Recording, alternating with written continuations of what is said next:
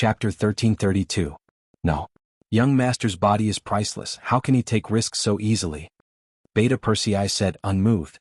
Yang Chendong did not back down because of this and continued to persevere. How can it be called taking risks? With the protection of the strongest black cavalry in the world, how can it be dangerous? Or are you saying that you have no confidence in the black cavalry? Beta Persei quickly shook his head and said, how can I not have confidence? The black cavalry is the strongest army in the world, no one can compare to them. Aha, if that's the case, then what are you hesitating for? Since they are the strongest, young master, my safety is of course guaranteed, right? All right, gather the black cavalry immediately and set off with the young master to kill the enemy. Yang Chendong misunderstood Beta Persei's intention and laughed loudly before giving out orders. Soon, the first Captain Qiu Vi, the second Captain Dao Xiao and the others led the 2,000 black cavalry and appeared in front of Yang Chendong's tent. At this moment, seeing that Yang Chendong was about to leave the tent, Beta Persei was still loudly persuading him, young master, you can't take risks. What do you mean by taking risks? We are going to kill the enemy. Let me tell you, young heir, this young master has already made up his mind. If you are still trying to persuade me, then after this battle, you should return to Crimson City. I think you have grown old and your courage has shrunk. After coldly throwing down these words, Yang Chendong strode out of the large tent. Beta Persei could no longer persuade him after he said such words. He could only follow behind Yang Chendong. He had already decided that no matter what happened, he would stand in front of Yang Chendong. Even if it was dangerous, he would become a meat shield to protect the young master's safety. Yang Chendong, who was outside the tent, indicated that he wanted to enter the battlefield and find trouble with Baiming's Liaodong cavalry. This order naturally caused the 2,000 black cavalry dragon guards to be extremely excited. Although it was a very proud thing to be able to follow Yang Chendong, if there was a chance to go to the battlefield and kill the enemy, no one would refuse. Because that was the battlefield that men should go to. That was the best place to prove themselves and show off. The 2,000 black cavalry under Yang Chendong's encouragement, everyone's morale was high. Then they brought their equipment and rushed straight to the area where Baiming's Liaodong cavalry might appear. Yang Chendong's trip was not only to kill the enemy, but also to use himself as bait. He believed that even if Fang Dingshan had the ability to endure, once he knew that he was here, he would definitely not be able to endure it and appear. Contact the other armies at any time and inform them of our location. Yang Chendong wasn't a hothead. He naturally knew the importance of safety. He wouldn't just randomly charge around in anger. He had his own plan for every step he took. For example, his appearance would definitely attract the attention of Baiming's Liaodong cavalry. Perhaps he would soon solve the problem of the heavy cavalry regiment being surrounded. After all, compared to himself and the heavy cavalry regiment, which target was more important, presumably even a fool would be able to tell. Heavy cavalry regiment. At this time, Windchaser was staring at the Baiming's Liaodong cavalry that surrounded them with blood-red eyes. In the past, he had always wanted to find the Baiming's Liaodong cavalry. He wanted to compete with them to prove that he was the strongest. Because of this, after receiving the military order, Windchaser immediately led the 5,000 heavy cavalry regiment into the grassland and entered the Baiming's Liaodong cavalry's area of activity. Their luck was not bad. They quickly found a group of Baiming's Liaodong cavalry that had the same number of people. Or it could be said that the other party had discovered them and took the initiative to appear. Then a great battle ensued. The heavy cavalry regiment used facts to prove their ability. Using the advantage of heavy armor and the 3-meter-long blades in their hands, they heavily injured the enemy. In one battle they killed 2,000 of the enemy and injured 1,000 of them. They had basically crippled the 5,000 Baiming's Liaodong cavalry. Then came the pursuit. Windchaser wanted to continue expanding the battle results, but the weakness of the heavy cavalry regiment was exposed. Because their armor and weapons were too heavy, long-distance running was not suitable for them. However, because the Baiming's Liaodong cavalry looked like they were about to run out of energy, they continued to chase. After running for a few dozen li, Windchaser found that the heavy cavalry regiment had expended too much energy. Just as he ordered the army to stop, countless Baiming's Liaodong cavalry appeared from all directions. Looking from afar, there were at least 20,000 of them. At this time, how could Windchaser not know that he had fallen into a trap? However, with their heavy armor, he was not afraid. Instead, he launched 2 counterattacks. However, the general of the Baiming's Liaodong cavalry, Luo Baikuan, was very smart. Once he discovered the heavy cavalry regiment charging over, he continuously retreated. He only used arrows to stop them and did not engage in close combat. After 2 consecutive attacks, the horses of the heavy cavalry regiment were already panting. Some of the horses could no longer bear the weight and fell to the ground. Cavalry soldiers without horses were like infantry soldiers without legs. Windchaser quickly ordered the army to dismount and prepare to meet the enemy. Then the Baiming's Liaodong cavalry began to charge. Using the advantage of the horses, the enemy charged 3 times and killed over 1,000 soldiers of the heavy cavalry regiment, while the enemy suffered less than 50 casualties. Windchaser, who did not have a horse, finally saw the weakness of his side. He knew that it was all because he wanted to quickly gain merit. He immediately sent the telegram to Yang Chendong and then had the soldiers form a circle with the horses in the center. They were ready to meet the enemy at any time. The Baiming's Liaodong cavalry that surrounded them did not seem to be in a hurry. Other than using arrows, they did not charge. It was clear that they wanted to use up the remaining strength of the heavy cavalry regiment. After all, being surrounded, Windchaser and his soldiers could not get enough rest. In addition, they could not replenish their rations and water. After a long time, it could be said that they would collapse without a fight. Luo Baiquan clearly wanted to obtain victory without shedding a drop of blood. For this reason, they had waited for half a day. Once he found that the heavy cavalry regiment wanted to rest, he would order the cavalry to release their arrows and prepare to charge. After a few rounds, the heavy cavalry regiment was exhausted and the sky slowly darkened. But even after the sky darkened, the Baiming's Liaodong cavalry still continued to attack. During this time, they took the opportunity to launch a cavalry charge and took the lives of another 500 soldiers.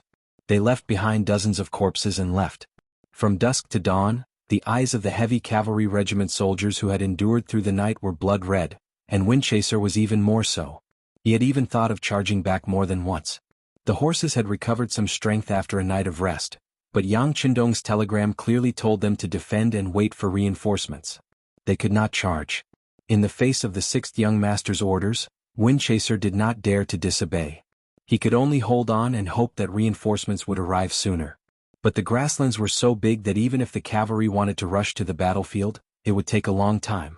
The heavy cavalry regiment was destined to continue waiting. Just like this, the sky darkened again. In the blink of an eye, it was day again. When the sky brightened, Windchaser forced himself to close his eyes to look at the situation of the Baiming's Liaodong cavalry. He was shocked to find that the enemies that surrounded them had already retreated. They actually retreated? Windchaser's face was filled with confusion. He personally ordered a few cavalry to get on their horses to scout for information. He was worried that this was another enemy's plan to lower his guard and then counterattack. Not long after the cavalry left, they returned.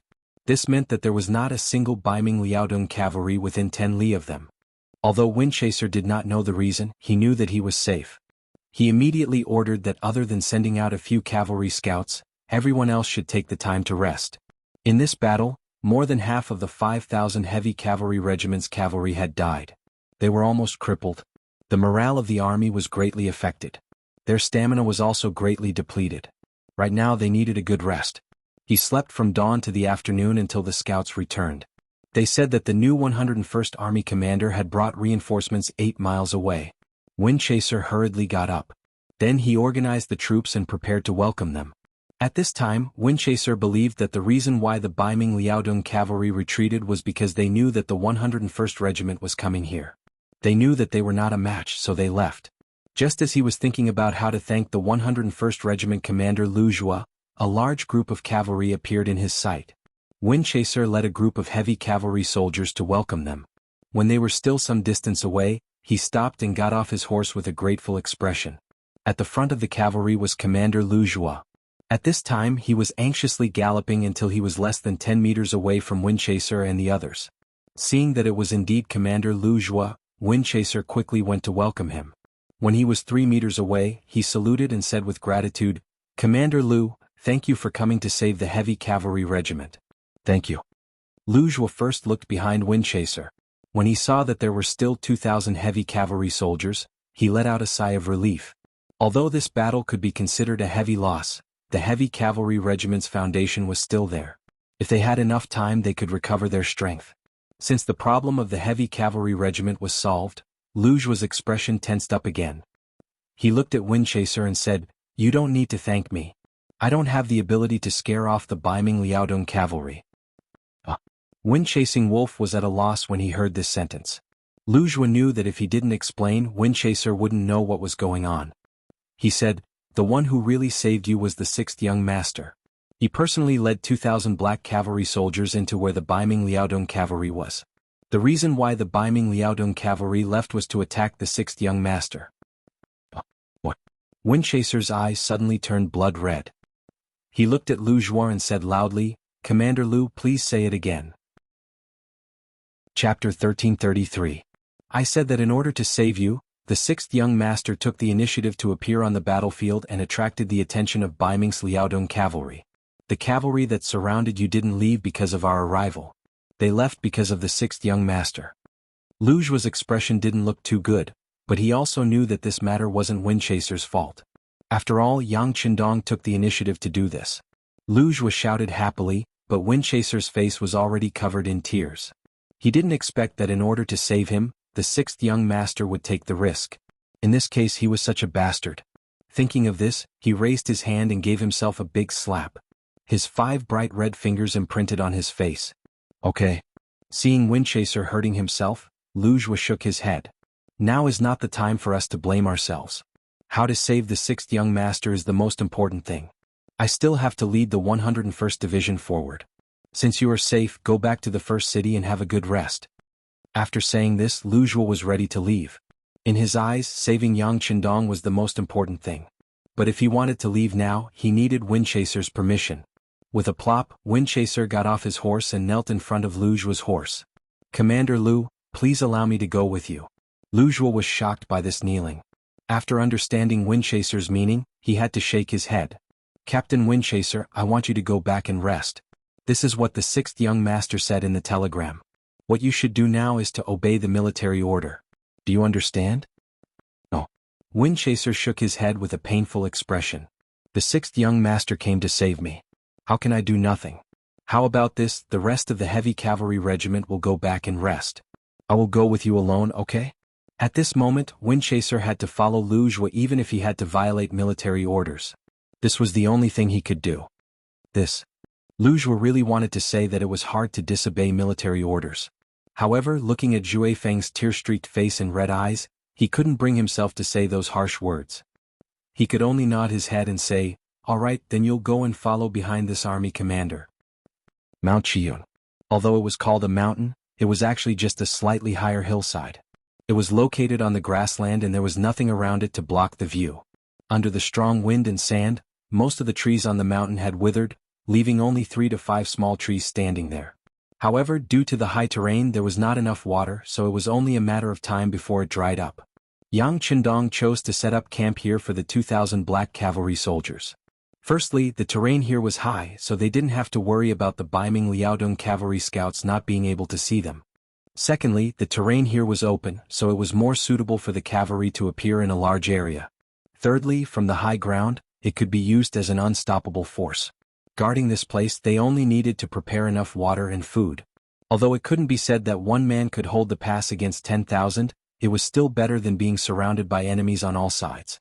Yang Qindong was not disappointed even though he intended to be discovered by others. Soon, the scouts of the northern Ming Kingdom's Liaodong Iron Cavalry appeared in the surroundings. They were constantly running back and forth as if they wanted to confirm the true identity of this group. Yang Qindong, who wanted to attract attention and save the heavy cavalry regiment, wore a golden battle robe and rode out on a white dragon. He roared at the sky and shouted in a very imposing manner, "This king is Bugnam of Gojoseon, Yang Qindong. You little rascals dare to spy here, why aren't you quickly retreating?" Just this shout alone was full of energy and could be said to be earth-shattering. Under the shout, there were indeed many scouts who quickly dispersed. Those who stayed behind also maintained a sufficient distance from them. It really was as if one sentence could shake 10,000 soldiers. After shouting away those annoying scouts, he could also use them to inform their masters. Yang Qindong believed that it wouldn't be long before there would be enemies everywhere. Only then did he nod in satisfaction. He turned to the black cavalry and said, "Chop down all the surrounding wood and stack it together to form a defensive position. Quickly do it." The Black Knight Dragon Guards, who had always regarded Yang Qindong as their leader and worshipped him as a god, immediately agreed and began to get busy. As their leader, Beta Persei naturally didn't have to do any work. He came to Yang Qindong's side and asked in a low voice, Young master, should we send a telegram now and let the other cavalry troops gather here? No hurry, this will only alert the enemy. Let's wait a little longer. By the way, let the soldiers separate some of them to check the guns. They haven't been used for a while. Don't let anything happen. Yang Chendong waved his hand casually. He dared to appear here with 2,000 black cavalry because he relied on firearms. This was the strength of the black cavalry. They combined all the advantages of the cold front and cavalry. They had the ability to charge quickly and also the ability to suppress the enemy with firearms. Otherwise, even if he was confident, he wouldn't dare to take only 2,000 men to challenge the 100,000 Baiming Liaodong heavy cavalry. Beta Persei happily agreed and turned to do it. He was really worried that the young master would immediately dispatch other troops so there would be someone to steal their credit. Now 2,000 against 100,000. Even if they couldn't get half of them, it was enough to kill to their heart's content. Only a thick-skinned person like Beta Persei would think this way. Perhaps in his eyes, Yang Chendong's existence was an invincible legend. As for the scouts of Baiming Liaodong heavy cavalry, they left excitedly after seeing Yang Chendong appear in Chiyun Mountain and reported to Fang Dingshan, who was hiding in a mountain forest 80 miles away. Fang Dingshan was very cunning. He didn't stay with Gao Yu's hundreds of thousands of soldiers because he was afraid that he would be implicated by the other party. He was just an army supervisor who had never fought in a war. It didn't seem credible to say that he could defeat the 5-star army in one battle. However, Fang Dingshan didn't have the intention to dissuade Gao Yu. He didn't even look suspicious. He had his own calculations, or rather, he needed someone to attract the attention of the 5-star army. This would make it easier for him to do things. Things developed as he expected. The scouts reported that Gao Yu's situation wasn't very good. After the siege was blocked, the cannons were blown up. It was said that the 5-star army had surrounded them. It seemed that things weren't looking good for them. Fang Dingshan, who rejoiced at his foresight, immediately locked onto the 5-star army's heavy cavalry regiment and waited for the news of victory. Fang Dingshan was still very capable. At least, he had done a lot of work to understand the 5-star army. For example, the heavy cavalry regiment was one of the targets he carefully understood. Then he found the weakness of the other party. It was because their equipment was heavy and they couldn't fight for a long time. After finding the weakness, he only needed to counteract it. This was how the heavy cavalry regiment was surrounded. Next, he just needed to wait for the good news. While waiting, a young scout with an excited face half knelt in front of him. "General, great news, great news. Has the heavy cavalry regiment already been devoured by us?" Fang Dingshan asked calmly. However, he wasn't that excited. Although it was a merit to take down a heavy cavalry regiment, the other party only had 5,000 cavalrymen after all. For him who had 100,000 cavalrymen, it wasn't a big deal. No. The scout's face was still red because of his excitement. "General, we found Bugnam of Gojoseon." When he heard that they didn't destroy the heavy cavalry regiment, Fang Dingshan's face still had a trace of unhappiness. However, after that he suddenly stood up with his eyes wide open. He asked as if he didn't hear clearly, "Wait, what did you just say? Who did you find?" "General, we found Bugnam of Gojoseon. He only brought 2,000 black cavalry soldiers to Chiyun Mountain." The scout's voice rose an octave. They found Yang Chendong with only 2,000 cavalry soldiers. This news was like a bolt of lightning that shocked Fang Dingshan. He was so happy that he couldn't close his mouth. As for whether it was the black cavalry or not, he didn't care. After all, there were only 2,000 people. How could they be a match for his elite Baiming Liaodong heavy cavalry? Excitement, excitement. It wasn't an exaggeration to say that the biggest threat to Baiming wasn't the southern Ming dynasty, nor was it Yang Xie or the 5-star army. It was Yang Chendong. As long as he got rid of this person, it was equivalent to getting rid of the biggest worry in his heart. This way the emperor could sit back and do what he wanted to do without any worries. It wasn't an exaggeration to say that whoever could kill Yang Chendong would definitely be a great contributor to Baiming. No. It would also be a great contributor to the southern Ming dynasty. In short, it would be a blessing for the great Ming dynasty. For this, it would be worth it even if they had to pay a huge price. Fang Dingshan was also tempted by such a great contribution. However, after seeing the strength of the 5-star army, he had no choice but to suppress this thought. He never thought that an opportunity would appear like this. Yang Chendong would appear in his field of vision with only 2,000 cavalry soldiers. Could it be that the heavens wanted him to die and wanted to give him a great contribution? The more he thought about it, the more excited he became. After a long while, Fang Dingshan finally calmed down. When he looked at the scout, his eyes were full of excitement. Did you find out if there are any other 5-star army soldiers moving around? Fang Dingshan couldn't be blamed for asking this. Yang Qindong's sudden appearance with so few guards around him, he couldn't help but wonder if this was a trap. No, this general has already sent out all the scouts. There are no traces of the 5-star army within 100 li radius. I have already arranged for them to continue expanding the search area. How could the scout not understand this logic? If he couldn't even figure out this problem, he wouldn't be worthy of being a scout. Enough, enough. After hearing that there were no 5-star army movements within 100 li radius, Fang Dingshan nodded his head in satisfaction. So what if Bailey Wudi was really a trap?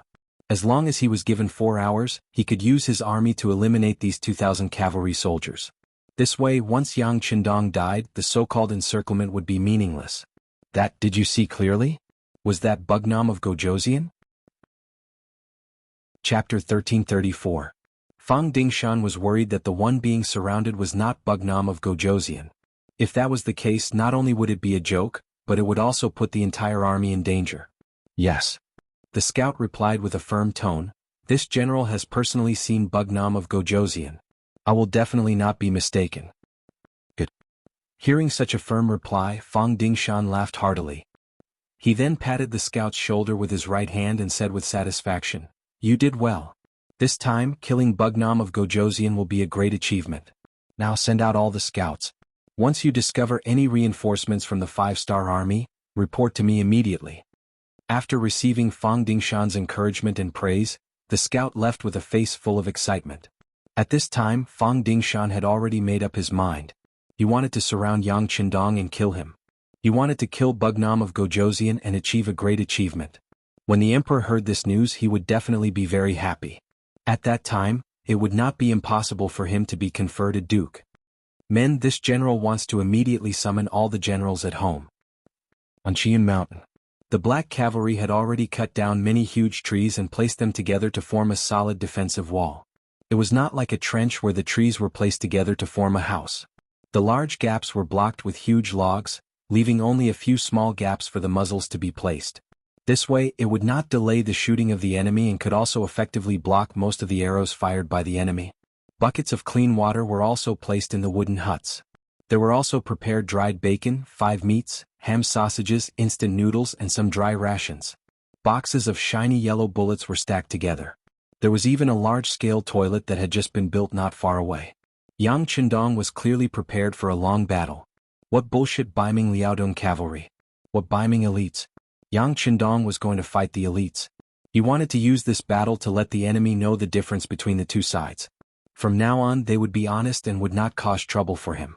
Therefore, even though the Black Knight Dragon Guard had already seen through the binoculars that many northern Ming Liaodong Iron Cavalry were gathering nearby and were slowly encircling this place, he had no intention of sending a telegram for help. He wanted to first weaken the enemy's morale. For this battle, Yang Qindong took out a lot of light and heavy machine guns and ammunition from the warehouse. He wanted to give the Baiming Liaodong cavalry a head-on blow. If the reinforcements appeared too early, Fang Dingshan would not have to pay such a huge price. Long Wei, get ready. If you feel that you can't hold on, this king will send a telegram to the 1st Cavalry Division, he said in a provocative tone. After these words, some of the Black Cavalry soldiers' faces turned red. The deputy commander of the 1st Cavalry Division, Ba Daojiang, was a straightforward person. He was also deeply trusted by Yang Qindong, so he did not have to worry too much about what he said. Therefore, he was the first to object.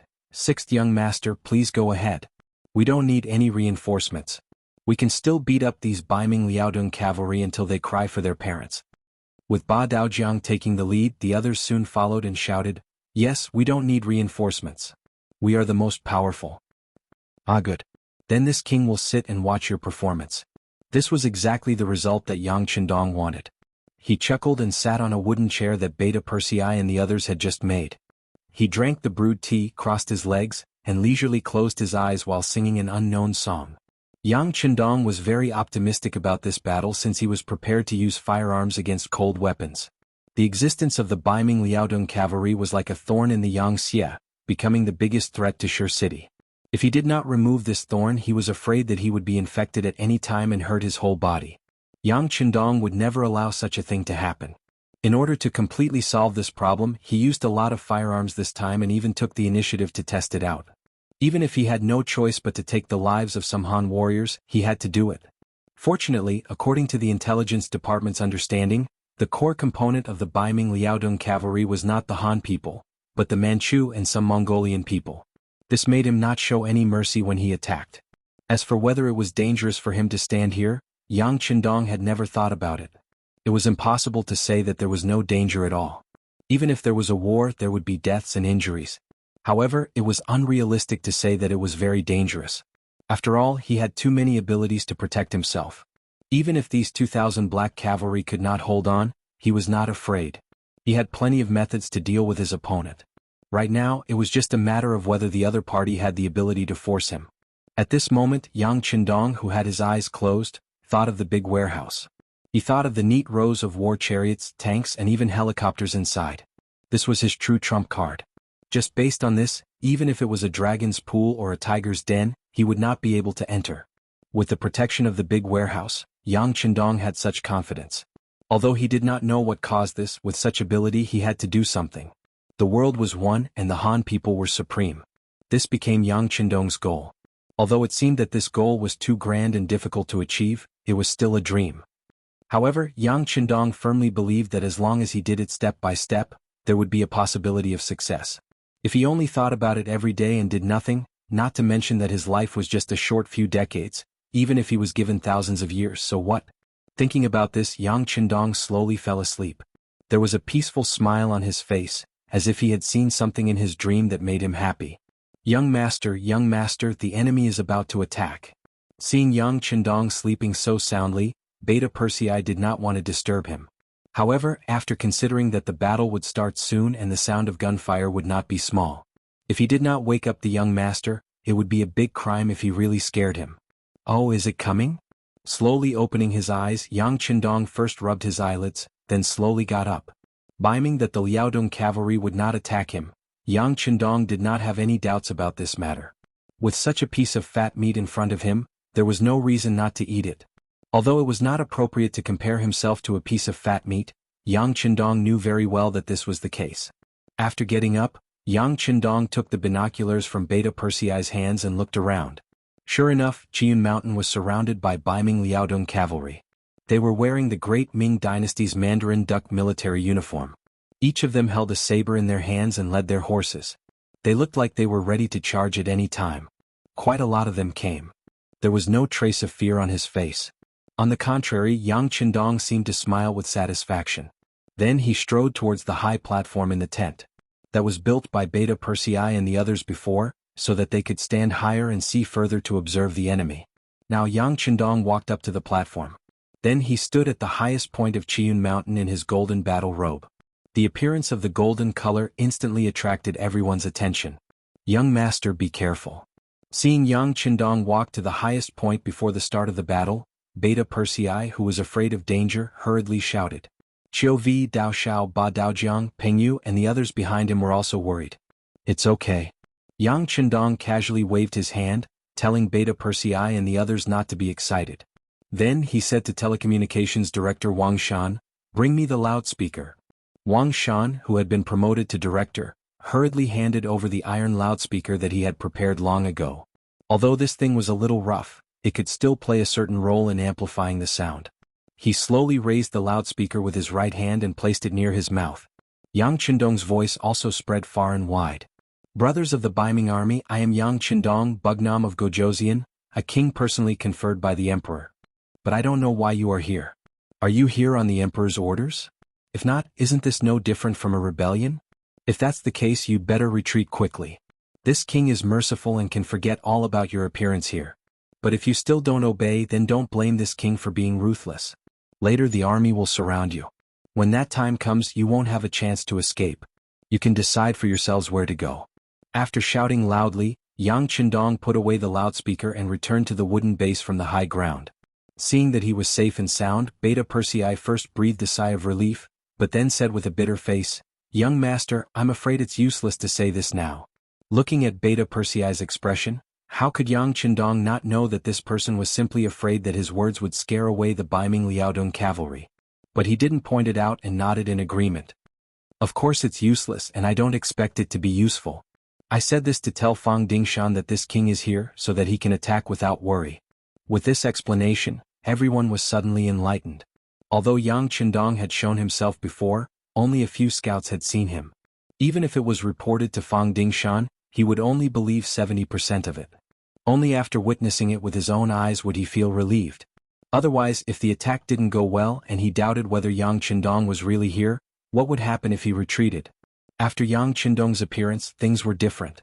After confirming the authenticity of Yang Qindong's appearance, Fang Dingshan would definitely not withdraw his troops unless there was really no hope left for him to make a great contribution. This was the reason why Yang Qindong had to show himself before the battle. This was tantamount to giving Fang Dingshan a reassurance.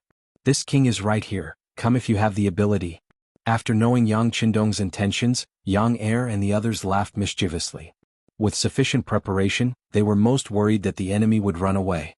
If that was the case, then wouldn't they have no place to display their skills? Now they were even more confident. Each of them laughed heartily and waited for the enemy to charge in and kill them. Chapter 1335. As the Black Cavalry, they were awe-inspiring. However, as the Yang faction continued to grow, they gradually began to feel like heroes had no place to display their talents. Like today, there were not many opportunities to lead the enemy to encircle them. Everyone wanted to perform well, not to mention that they were so well prepared. Look, each person had a Type 95 gun, a squad had 2 light machine guns, a heavy machine gun, a platoon had a 100mm mortar and countless ammunition. With such weapons, how could they face any enemy? Not to mention 100,000, even if there were 200,000 or 500,000, what could they do? At this time, the 2,000 Black Cavalry were all eager to fight. They had already taken off their black armor and were waiting for the enemy to attack. The war was about to begin. After Beta Persei got Yang Qindong's approval, he began to assign tasks. Considering that there were 3 slopes on Qiyun Mountain, 1 steep slope, and the area was not very large, Beta Persei divided the Black Cavalry into 2 groups. They were the first and second groups. He requested that when the battle started, the groups would fight one by one with a limit of 2 hours and they would take turns to rest.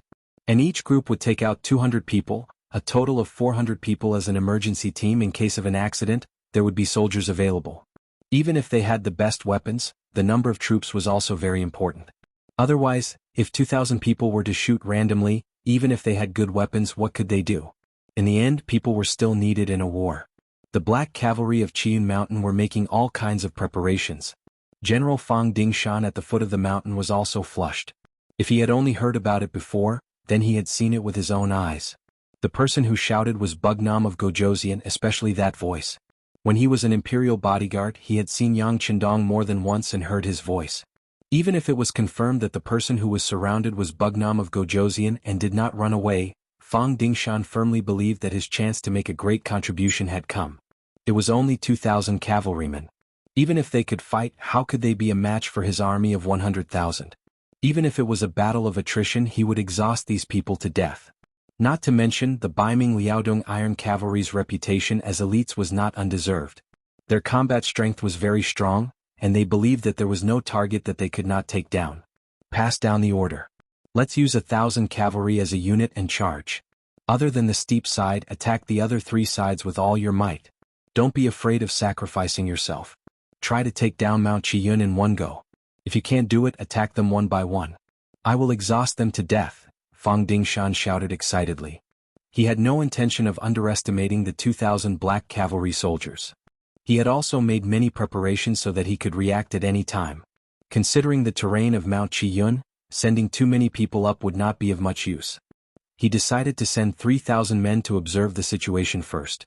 If there was a chance, the whole army would attack. If it did not work, then he would look for a change. Fang Dingshan was clearly a qualified general. He was not arrogant at all. On the contrary, even when he attacked, he was very careful. When he came up, he would try to probe the enemy. He could be considered an excellent general. With a command, 3,000 Baiming Liaodong Iron Cavalry from 3 directions moved out. Under the beating of the war drums, they spurred their horses forward. 3,000 cavalrymen came from afar in a fan-shaped formation. The cavalrymen were constantly making all kinds of evasive maneuvers. Sometimes they were on top of their horses, sometimes they were below their horses, and sometimes they were close to their horses. Their superb horsemanship was displayed incisively and vividly. They're finally here. On Mount Qiyun, Beta Persei rubbed his hands excitedly. His eyes never left the battlefield for a moment. When he saw that the distance between the two sides was less than 800 meters, he stretched out his hands and placed them on the butt of a heavy machine gun. Soldiers of the 1st Brigade, pay attention. Don't be impulsive. Wait until the enemy is 300 meters away. This time we won't let them go back. 300 meters was only 10 breaths of time for the charging cavalry. It was dangerous to launch a counterattack at this time. However, after seeing the excellent weapons of the Black Knights and Dragon Guards, everyone felt that it was only right and proper. Moreover, everyone was full of confidence. On the Baiming Liaodong Iron Cavalry's side, Fang Dingshan walked out of the main tent and looked over. He also wanted to see how Yang Qindong was going to get out of the encirclement. Just now, the scout had reported that there were no reinforcements from the 5-star army within 100 miles. In other words, the 2,000 Black Cavalry were still alone. This made Fang Dingshan overjoyed. With this, he was even more confident that he could kill Bugnam of Gojoseon here. His gaze followed the cavalry's charge. When he saw that they were less than a mile away from the 5-star army's camp, Fang Dingshan was so nervous that his throat almost jumped out of his throat. At this moment he was full of confidence. He believed that at such a distance, the cavalry was the absolute ruler of the battlefield. The Black Cavalry had no room to struggle. He was even prepared to order the entire army to charge. Although he only brought 40,000 Baiming Liaodong Iron Cavalry because of time constraints, he was confident that it would not be a problem to take care of 2,000 enemy cavalry. 500 meters. 400 meters. 350 meters. At this distance, those with good eyesight could even see the faces of the Baiming Liaodong Iron Cavalry. They could also see that they were holding onto their bows and ready to shoot at any time. Some of the Black Cavalry also reflexively began to sweat. Attack. Just when some of the Black Cavalry were so nervous that they could not help but fire, the temporary commander, Beta Persei, shouted. Then, the heavy machine gun in his hand was the first to fire. Bullets swept forward like beans. The 5 Baiming Liaodong Iron Cavalry in this area were like grass that was crushed by a boulder. They instantly fell to the ground together with their horses. Attack. The captain of the 1st Brigade, Chiu Vi, and the vice-captain, Badeo Jiang, shouted at the same time. Then, the light and light guns and the Type 95 continuous fire and burst fire sounded together. The battlefield was instantly surrounded by all kinds of bullets. One by one, the hot bullet shells kept jumping on the ground. Following that, one by one, the Baiming Liaodong Iron Cavalry fell to the ground. As the ancients said, shoot the horse before shooting the man. But in the eyes of the Black Cavalry who had good marksmanship, they preferred to shoot people. It gave them a greater sense of achievement. This also showed the strength of the Black Cavalry. They had all undergone high-intensity shooting training. Who knew how many bullets they were fed, but their marksmanship was not bad. This time they finally had a chance to show off. Bullets rained down. One after another, the northern Ming Liaodong Iron Cavalry fell on the path of the charge. It was a pity that their exquisite horsemanship and impressive martial arts did not even have a chance to display them at this moment. Bullets flew everywhere. In just a quarter of an hour, the 3,000 Black Cavalry were completely annihilated. Fang Dingshan did not give the order to retreat. Not a single one of the Baiming Liaodong Iron Cavalry retreated. It could be seen that their military discipline was very strict. Hiss. Fang Dingshan in the middle of the army felt a pain in his teeth. These were 3,000 Black Cavalry. Just like that, they died on the charge. Not a single one of them even had the chance to swing their weapons. This loss made him feel a toothache, a headache, and pain all over his body. General, what do we do? They actually have firearms. Yuji General Mu Qiong also had a pained expression as he asked Fang Dingshan. The Black Cavalry actually had firearms. This was indeed out of Fang Dingshan's expectations. However, it was absolutely impossible for them to retreat just like that. It was not easy to get a chance to surround Yang Qindong. He would not give it up so easily. Facing his subordinate's question, Fang Dingshan pretended to be indifferent and said, "Isn't it just firearms? We Baiming Iron Cavalry have them too. We've seen them before. No matter how powerful they are, they still need to use gunpowder. After all, they only have 200 men. I want to see what they will do once they run out of gunpowder. Come, let's order 3,000 more. No. 6,000 Black Cavalry charge." Fang Dingshan did not believe in heresy. After giving this order, he turned to a scout and said, "Immediately send a message to General Luo Baikuan. Tell him to come over here. This time, even if we have to use numbers, we must keep Bugnam of Gojoseon here." Just like that, Yang Qindong's first goal was achieved. That was to rescue the heavy cavalry windchaser unit that was surrounded. With himself as the target, he successfully attracted over 100,000 Baiming Liaodong iron cavalry to rush over on Qian Mountain. After the first wave of enemies was completely wiped out, there was a burst of cheers from above. Every soldier of the Black Cavalry's 1st Battalion was filled with excitement and excitement. Just now they had fought to their heart's content. Only now did they know that compared to fighting on horseback, killing with guns was much more satisfying and clean. The 1st Battalion had a good time, while the 2nd Battalion's members were filled with envy and jealousy. The 2nd Battalion's commander, Dao Xiao, purposely approached the temporary commander Beta Persei and said, "Second brother, do you think it's our turn now? It's not time yet, but you can discuss it with Captain Chiu. As long as he agrees, I don't mind." Beta Persei was in a good mood and naturally would not reject Dao Xiao's desire to kill the enemy. He looked at the military watch on his wrist and said casually, Okay. Dao Xiao immediately nodded in agreement and walked to Chiu V's side. Before he spoke, he smiled and said, "Captain Chiu, brother Chiu? Don't say anything. A battalion takes an hour. We've only used less than half of that time. You guys wait a little longer." Chiu V was having a good time. How could he agree to a change of guard so easily? This was such a good opportunity. It would not be an exaggeration to say that it was a once-in-a-decade opportunity. Moreover, even if he agreed, the brothers below him would most likely not agree. Chapter 1336. After being rejected, Dao Xiao's expression turned ugly. When he returned to his own unit, he looked at the expectant faces of his subordinates. He could only pretend to be indifferent and said, "Don't worry, there are still so many enemies here and there will be more and more. 100,000 people is enough for us to kill to our heart's content." The morale of the members of the 2nd unit was low, but when they heard their leader's words, they were all in high spirits again. That's right, there were so many enemies. Could it be that they would all be wiped out by the 1st unit? Look, the enemy is charging again. This time there are even more of them. A scout held a pair of binoculars and reported the situation loudly. Haha, good.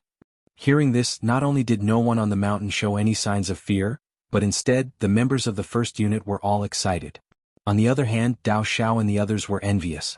Some of them were even praying in their hearts, "Don't charge so fiercely. Leave some for us to kill." The 6,000 Baiming Liaodong cavalry charged forward bravely and fearlessly, as if the death of the 3,000 Baiming cavalry did not affect them at all. It had to be said that Fang Dingshan was a person who knew the army well, and he was also a general who was strict in military discipline. Of course, this was also inseparable from the environment of the Great Ming Dynasty. If a martial artist wanted to have a bright future, they could only do so through military merit. Being on the battlefield was the only chance for them to perform. In addition, the Baiming Liaodong cavalry was very clear about rewards and punishments, so the 6,000 Baiming cavalry charged forward fearlessly. They still don't know the power of our firearms. Come get ready. When I open fire, don't hold back and kill them all. Beta Persei shouted excitedly. He did not know how long it had been since he had a good battle. He felt all the blood in his body rushing to his head, and he only wanted to continue killing the enemies. Gunshots rang out from the distance of 300 meters, and just like before, the 6,000 Baiming Liaodong cavalry fell to the ground amidst the gunshots and cannons. Still, no one could reach the top of Qian Mountain. 6,000 people. Although the number was twice as much as before, they were still completely wiped out in less than an hour.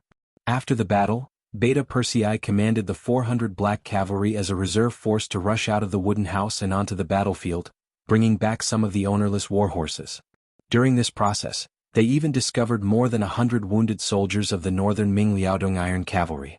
When they saw the Black Cavalry Dragon Guards finally approaching, they seemed to have seen new hope. Unfortunately, in front of the 400 reserve members who were already prepared, they didn't even have the chance to jump up and swing their swords before they were killed by the flying bullets. War horses could be bought. These were all healthy horses and Bei Ming had spent a lot of money to get them. However, he couldn't take these soldiers. There were only 2,000 Black Cavalry soldiers on the mountain. If there were too many prisoners, it would be hard to avoid unexpected dangers. Yang Qindong was here, so he couldn't be careless about safety. They wouldn't lose the big picture for the small. A total of more than 1,000 high-quality warhorses were captured. At this time they were all placed in a corner of the mountain. There was already a horse stump there. It was obvious that they were prepared. Another 6,000 Black Cavalry soldiers were completely wiped out. Fang Dingshan's expression became extremely ugly when he saw this. In less than an hour they had already lost 9,000 black cavalry soldiers. Fang Dingshan's heart ached. He had spent a lot of effort to train every single one of these black cavalry soldiers. On the battlefield, he felt that it was not worth it even if they were replaced by 2 or 3 5-star army soldiers. But now 9,000 black cavalry soldiers rushed out and didn't even hurt a single hair on the enemy's head. This was very difficult for him to accept. The other generals stood in the big tent at this moment, not knowing what to do. If someone had told them before today that 2,000 enemies would be enough to render them helpless, they would probably have laughed out loud. But when the truth really happened, they realized that nothing was impossible.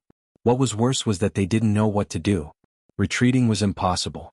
It wasn't easy to catch Bugnam of Gojoseon, and the scouts would report the surrounding situation every hour. Until now, there were no signs of other 5-star army reinforcements. How could they give up such a rare opportunity? If they couldn't retreat, then they could only charge. But how could they charge to reduce their losses and achieve their goal? Although it was called a siege, there were many ways to do so. For example, the most commonly used method was to surround the enemy without fighting. They would wait for the enemy to run out of food and water. Then they would surround the enemy and block the enemy.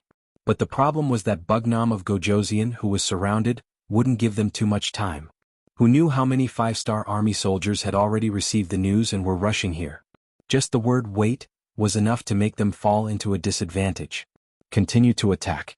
I want to see how much gunpowder they have. Mu Qiong, you take command. Only send out 500 cavalrymen at a time. Spread out and waste the enemy's gunpowder. Fang Dingshan was naturally unwilling to give up such a good opportunity. After thinking for a while, he made this decision. General is wise. After hearing Fang Dingshan's decision, the other generals cupped their fists and looked as if it was only natural. No matter what, a small-scale attack would reduce the risk of their lives. In their hearts, they also wanted to see how much gunpowder this 2,005-star army had.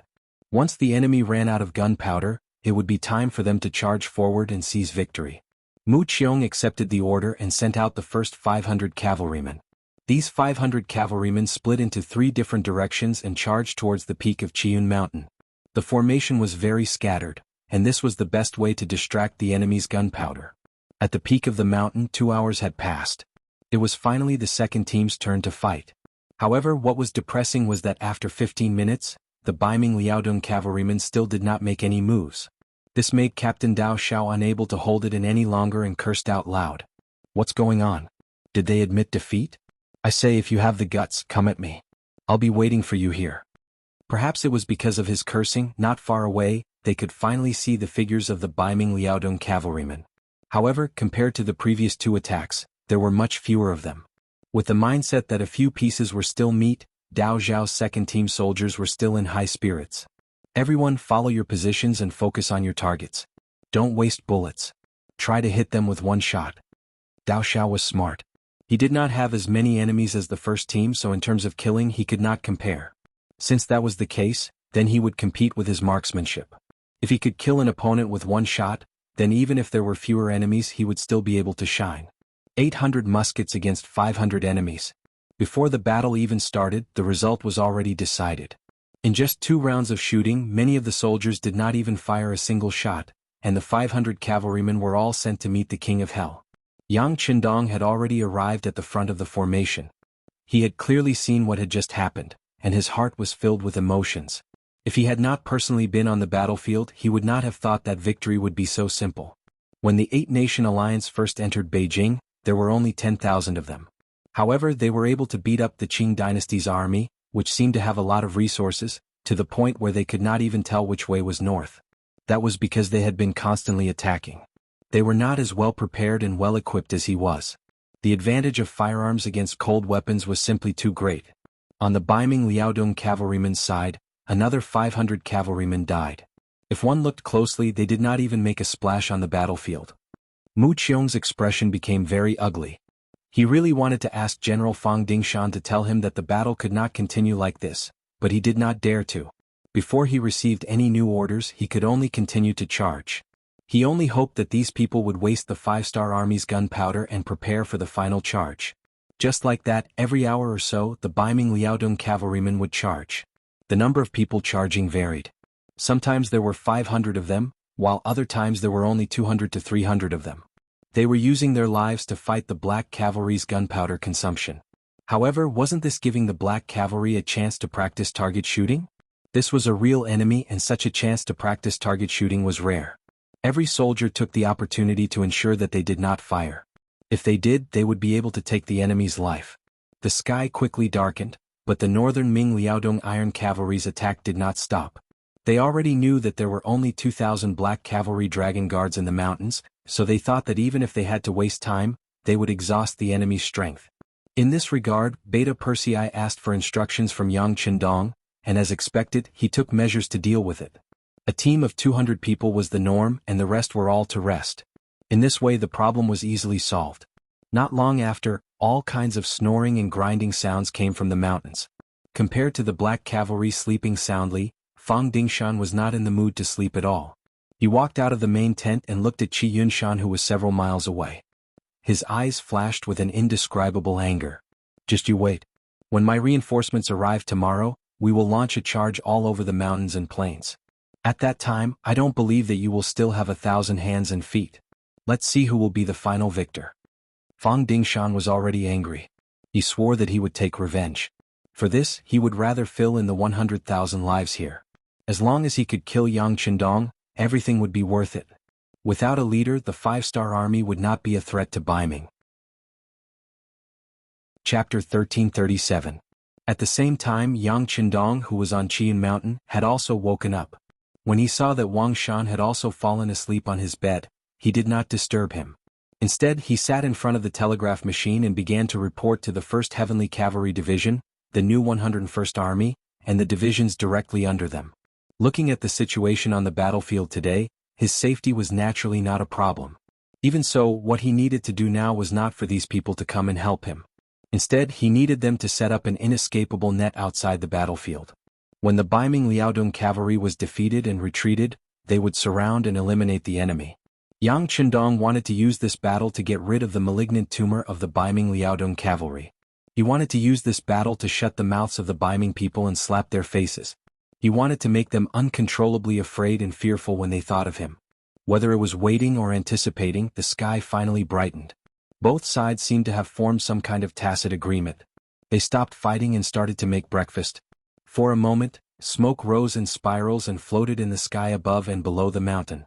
Fang Dingshan quickly finished his breakfast. Mu Qiong walked into the main tent with a blood-red face.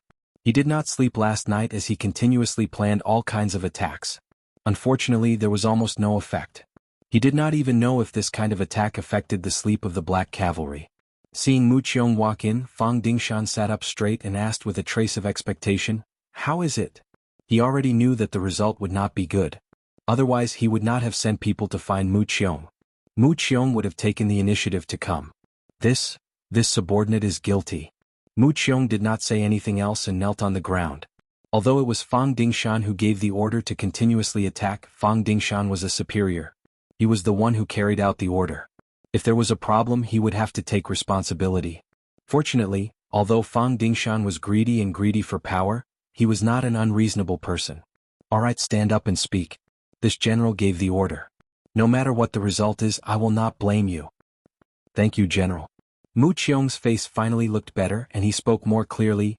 "General, after the sky turned dark yesterday, I continuously ordered my men to charge. There were a total of 13 times, and nearly 3,000 cavalrymen were killed. Due to the cover of the night, only 7 of them managed to escape and 5 of them were injured." Fang Dingshan's face darkened when he heard that they had lost so much in one night. However, he still asked expectantly, "Did anyone manage to get to the top of the mountain? Do you know how much gunpowder they have left?" "No. The defenses on the mountain are tight. We don't have a chance to rush up." Mu Qiong lowered his head and said nervously. Although Fang Dingshan had expected this outcome, he still sighed in disappointment when he heard it. "Is Qian Mountain really so heavily guarded?" "Yes, they have something that can light up everything. Once we charge, this thing will appear and all of our cavalrymen will be exposed. They won't even have time to react before they are shot dead by firearms." Mu Qiong was amazed by the advanced weaponry of the Black Cavalry as he spoke with lingering fear. He would never forget that once the thing that could light up everything appeared, it would be as bright as day on the top of the mountain, and no one would be able to hide from it. "If that's the case, we can't even attack at night." Fang Dingshan was shocked to hear that such an advanced weapon had appeared. He had completely given up on the idea of attacking at night. Yes, once that thing appears, the cavalrymen will be unprepared and will not be able to adapt to it. Especially the war horses, they will neigh uncontrollably and will not be able to charge at full speed.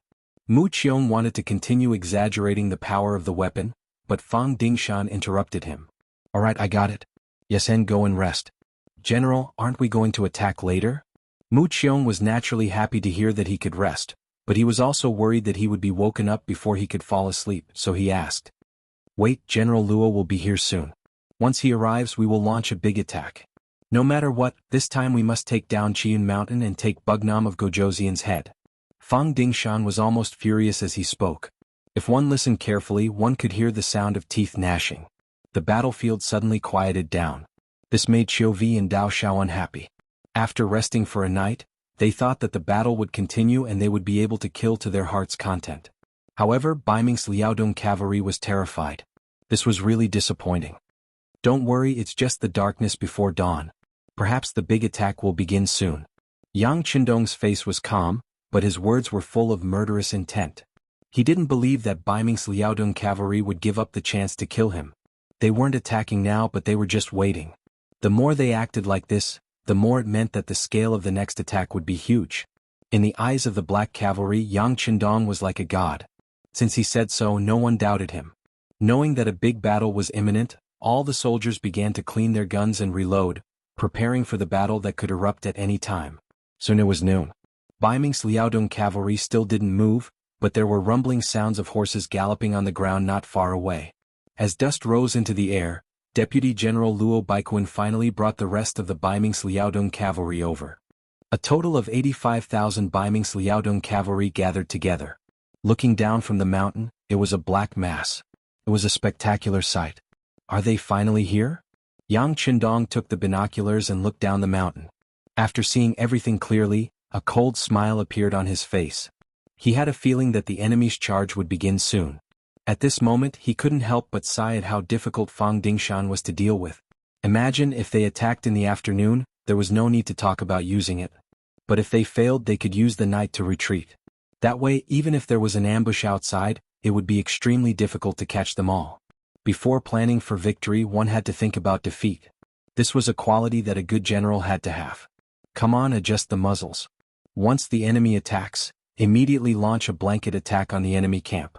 This time, we need to kill as many of the enemy's forces as possible, so that they won't be able to pose any threat for a while. Yang Qindong said as if he was preparing for a rainy day. If the enemy wanted to do something ruthless, why wouldn't he do the same? At that moment, the 30-100mm mortars on the mountain were fully prepared. Other than that, a few flamethrowers and grenades were also taken out. The light and heavy machine guns were loaded with ammunition to ensure that once they opened fire, they would be able to continuously kill the enemy. Send a telegram to the 1st Cavalry Division, the 101st Division of the new army, and the subordinate division to prepare to face the scattered enemy. Yang Qindong didn't forget about the cavalry army outside. This was enough to prove his confidence in the Black Cavalry. At the foot of the mountain, Luo Baiquan walked into the main tent in full armor and came in front of Fang Dingshan. Once he entered the tent, Luo Baiquan said anxiously, "General, is Bugnam of Gojoseon sure that he's on the mountain?" "Yes." Fang Dingshan nodded and answered with a very confident tone. Hearing this answer, Luo Baiquan smiled. He gave up the opportunity to completely annihilate the heavy cavalry regiment to come here. If Bugnam of Gojoseon wasn't on the mountain and there were only 2,000 black cavalry soldiers, he wouldn't be interested. But now it was different. If he could kill Yang Qindong, it would definitely be a great achievement. No matter how many heavy cavalry regiments he annihilated, it would still be incomparable. "General, when are we going to attack?" Luo Baiquan didn't know the power of the firearms in the black cavalry soldiers' hands. At this moment he was a little anxious. Perhaps he didn't even put the black cavalry in his eyes. After all, there were only 2,000 people. No matter how powerful they were, it was only 2,000 people. Against almost 100,000 elite Baiming Liaodong heavy cavalry, what could they do?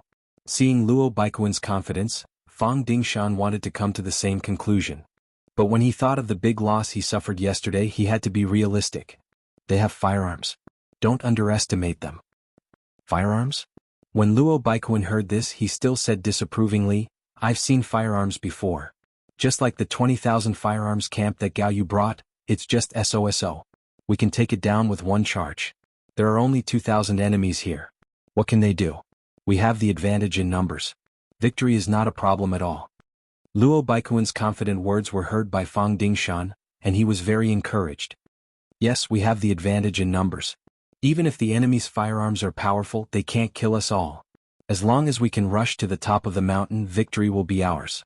Fang Dingshan, who had received encouragement, was grinning from ear to ear. Then he called in the generals to make arrangements for the battle. At this moment he seemed to be able to see the scene of Yang Qindong's head being chopped off and presented to the Daizong Emperor. Looking down from the bottom of the mountain, he could see the Baiming Liaodong heavy cavalry gathering their troops. Seeing more and more enemies getting on their horses, Yang Qindong put down his binoculars after he pulled out his sabers. Prepare to load the ammunition. Fire the cannons. Baiming Liaodong heavy cavalry was ready to charge. Yang Qindong couldn't just let them do as they pleased. After all, the difference in numbers was too great. If he really waited for the enemy to charge in front of him before he opened fire, with the cavalry's speed, the enemy would reach him in 300 meters. If that was the case, he would be in danger. He couldn't just sit there and wait for death. He had to strike first. He believed that since the enemy decided to charge, they wouldn't stop just because he made the first move. Chapter 1338. Once the order was given, the 30 mortars that had been prepared and calibrated were immediately loaded with ammunition. When Yang Qindong saw the 30 soldiers holding 30 cannonballs looking at him, he didn't hesitate and said, "Load and fire." Fire. With a loud shout, the 30 cannonballs were quickly swallowed by the cannon barrel. Then there was a loud rumbling sound.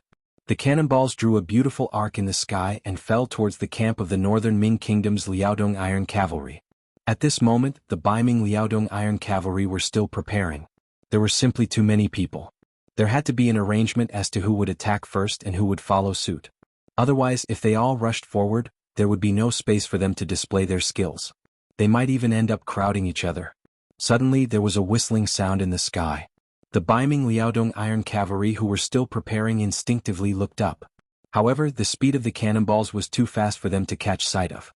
When they raised their heads, they saw bursts of flames appearing beside them, followed by thunderous booms. Boom boom boom boom boom boom boom. When the cannonballs landed, they landed right in the middle of the dense crowd. For a moment, a powerful shockwave blew over like a gale. The northern Ming Kingdom's Liaodong Iron Cavalry were thrown off their horses like kites with their strings cut. Some of the war horses were also frightened and began to flee in all directions while neighing incessantly. The war horse, which had always been docile, no longer recognized its owner. In its shock, it ran around randomly, crashing into all directions. Who knew how many of the northern Ming Kingdom's Liaodong Iron Cavalry were knocked to the ground and trampled by the horses' hooves? The cannonballs sounded and tents were overturned. Some even caused a sea of fire, giving people a feeling of purgatory. Don't panic, don't panic. Follow me and charge. Charge. Luo Baikuan saw the cannonballs falling and messing up the formation of the army. He was naturally furious. While he was shocked by the power of the Black Cavalry's cannonballs, he made a bold decision to charge immediately. Otherwise, who knew how messy the army would be if this continued and whether they would have the ability to counterattack. The roar of the cannonballs and explosions disrupted the Baiming Liaodong Iron Cavalry's formation, making them unable to gather on time and launch a large-scale charge. It also forced the enemy to attack as soon as possible. Calling it a decisive battle was a bit of an exaggeration. One side had 80,000 elite cavalry while the other side only had 2,000 black cavalry. The difference in numbers was too great. Calling it a decisive battle was a bit wrong because this was a one-sided massacre. It had nothing to do with a decisive battle. Calling it a decisive battle was inappropriate. There had never been a decisive battle where one side had lost soldiers and generals while the other side had no losses. Rather than calling it a decisive battle, it was more appropriate to call it a suicidal battle. The roar of the cannonballs continued. One cannonball after another landed in the camp of the Baiming Liaodong Iron Cavalry. Whether it was those who were about to charge, those who were preparing to charge, or those who were left behind, none of them were spared. This was because no one knew where the next cannonball would land and who it would kill. The sound of gunfire continued like the firecrackers set off by the rich during the New Year. There was no sign of it stopping. As the bullets were fired, the war horses that were charging forward were hit one after another. The cavalrymen on the war horses were hit one after another. They had no choice but to fall to the side with their horses. The sound of explosions continued. When the enemy was about 100 meters away from them, rocket launchers fired one after another, landing in the crowd, causing waves of explosions and screams of agony. If the enemy was a bit closer, the grenades would fall from the sky like raindrops falling from the sky. At the same time, they would create a huge blaze, and at the same time, they would also kill and injure the northern Ming Liaodong Iron Cavalry. The 2,000 black cavalry on Qiun Mountain divided up the work in an orderly manner. Some were firing cannonballs, some were shooting, and some were throwing grenades. They were all busy at this moment. Almost all of the 2,000 people were using it. No one stopped to rest. Everyone was very busy. Although it was very tiring, it was worth it. It was because this kind of battle was not something that could be encountered all the time. Fortunately, the northern Ming Kingdom's Liaodong Iron Cavalry had strict discipline and a clear goal. They wanted to kill Yang Chendong wholeheartedly. If it was another opponent, they would have been scared away. Baiming Liaodong Iron Cavalry's losses continued to increase. More than half of 1,000 people would be lost before they reached the halfway point of the mountain. When they were only a few dozen meters away, not a single one would be left. The highest peak of Qiun Mountain seemed to have become a natural moat. A huge gap completely separated the two sides. Even if you had the power to split the sky, you would still not be able to take a step forward. Charge, continue to charge. Don't be afraid of death. They only have 2,000 cavalry. Luo Baiquan had already stopped his warhorse. He brought some of his soldiers to hide behind a few big trees. They used the branches to hide themselves. The losses were so great that Luo Baiquan's heart was bleeding at every moment. However, he could no longer shout for them to stop. After fighting for so long, if they stopped, then all of their previous efforts would be wasted. He wanted to see how much gunpowder the enemy had. He did not believe that his 80,000 cavalry would not be able to exhaust the enemy's gunpowder. As long as the enemy's firearms could not be used, he believed that the Baiming Liaodong Iron Cavalry's spit could take Bugnam of Gojoseon's life. The Baiming Liaodong Iron Cavalry continued to charge. Although many people saw the power of the firearms, they could only continue to charge since their superiors did not give the order to retreat or stop attacking. This was especially true when some of their fellow soldiers had died right beside them, which made them feel deeply stimulated. At this moment they were like mad bulls. They only knew to keep moving forward. They only had one goal, which was to rush to the top of the mountain and kill the Black Knight Dragon Guards. The charge was still going on. At a certain camp at the foot of the mountain, Fang Dingshan was already vomiting blood from the heartache. The Baiming Liaodong Iron Cavalry was an elite cavalry unit that he had painstakingly built. In an environment where Baiming lacked warhorses, it was easy to imagine how difficult it was to form a cavalry unit with 100,000 people. For this reason, the Daizong Emperor did not hesitate to take out money from the state treasury from various ministers and the Northern Ming Bank to make up for the shortfall, giving him sufficient support in the hopes that he would be able to raise the army and restore the glory of the Northern Ming army. In this army that even the emperor had invested a lot of money into, Fang Dingshan had put in a lot of effort. He did not fear the dangers of the journey and came to Liaodong. With his silver tongue and large amounts of money, he persuaded many strong young men to join the army. He also went to the prison and saved some Mongolian prisoners and sent them to the army. He also found many merchants who often went to the grasslands and used a high price to buy Mongolian men who were skilled in horse riding. He also walked through many Baiming army units and picked out many strong soldiers to fill the Baiming Liaodong Iron Cavalry. It could be said that the internal structure of the Baiming Liaodong Iron Cavalry was very complicated. It took a lot of effort for each person to join. Fortunately, the results were satisfactory. Even the famous heavy cavalry unit of the 5-star army was no match for them. This gave Fang Dingshan hope and a future. This was also the reason why he dared to bring the army here even though he knew that Yang Chendong had appeared and was already prepared. He firmly believed that no matter how strong the opponent was, he still had a great advantage against nearly 100,000 cavalry with only 2,000 men. The greater the hope, the greater the disappointment. At this time, Fang Dingshan was trapped in this argument.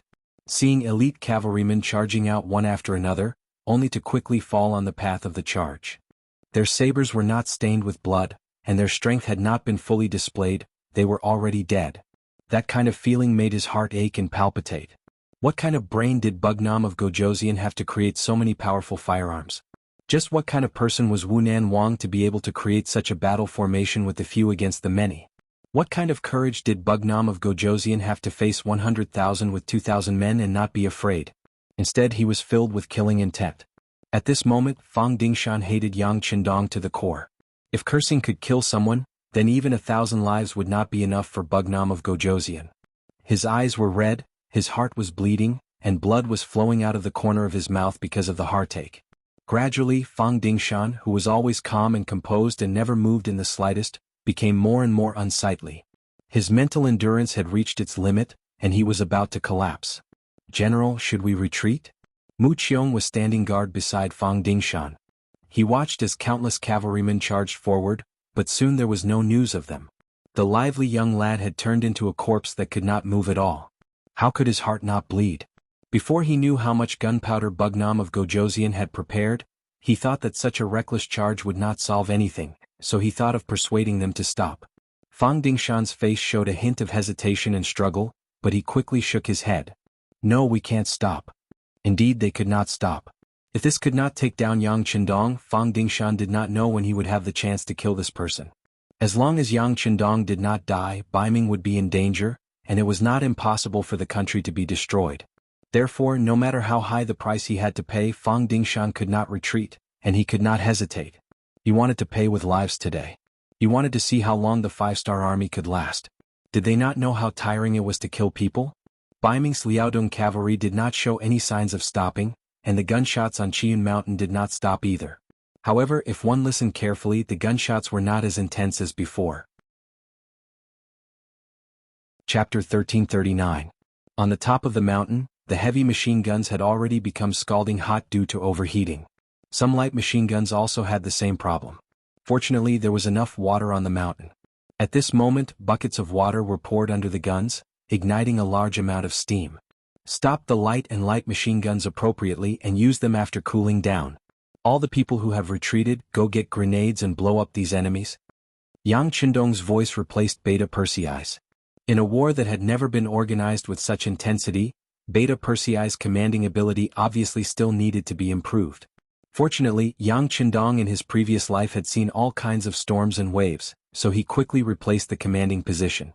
Under his command, the 2,000 black cavalry did their own things in an orderly manner and dealt a heavy blow to the enemy.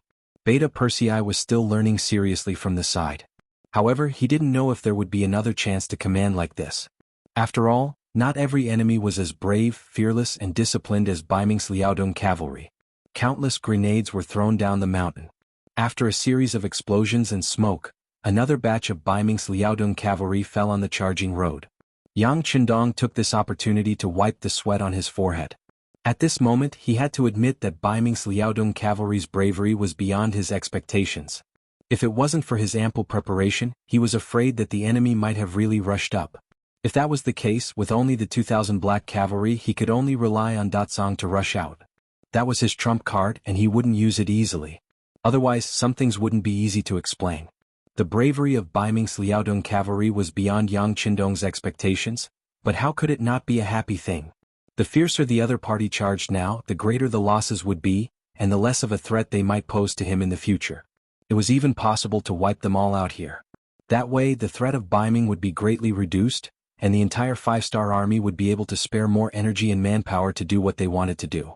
The sound of gunfire was still going on. 4 hours later, the sky outside was completely dark. The only thing that could be seen on the battlefield was the muzzle flashes that constantly spewed out bullets, as well as the flares that were fired into the air from time to time. Every time the flare lit up, gunshots would ring out. Groups of northern Ming Kingdom's Liaodong iron cavalry would fall down like sand blown by the wind. This scene was clearly seen by everyone under the illumination of the flares. As more and more of the Baiming Liaodong cavalry became corpses, the morale of the army began to waver. No one in the world was willing to die. As long as there was a bit of hope to live, they wouldn't take the initiative to seek death. The previous attack was completely due to the strict discipline of the Baiming Liaodong cavalry, and the fact that the target was only 2,000 people, which gave countless people hope.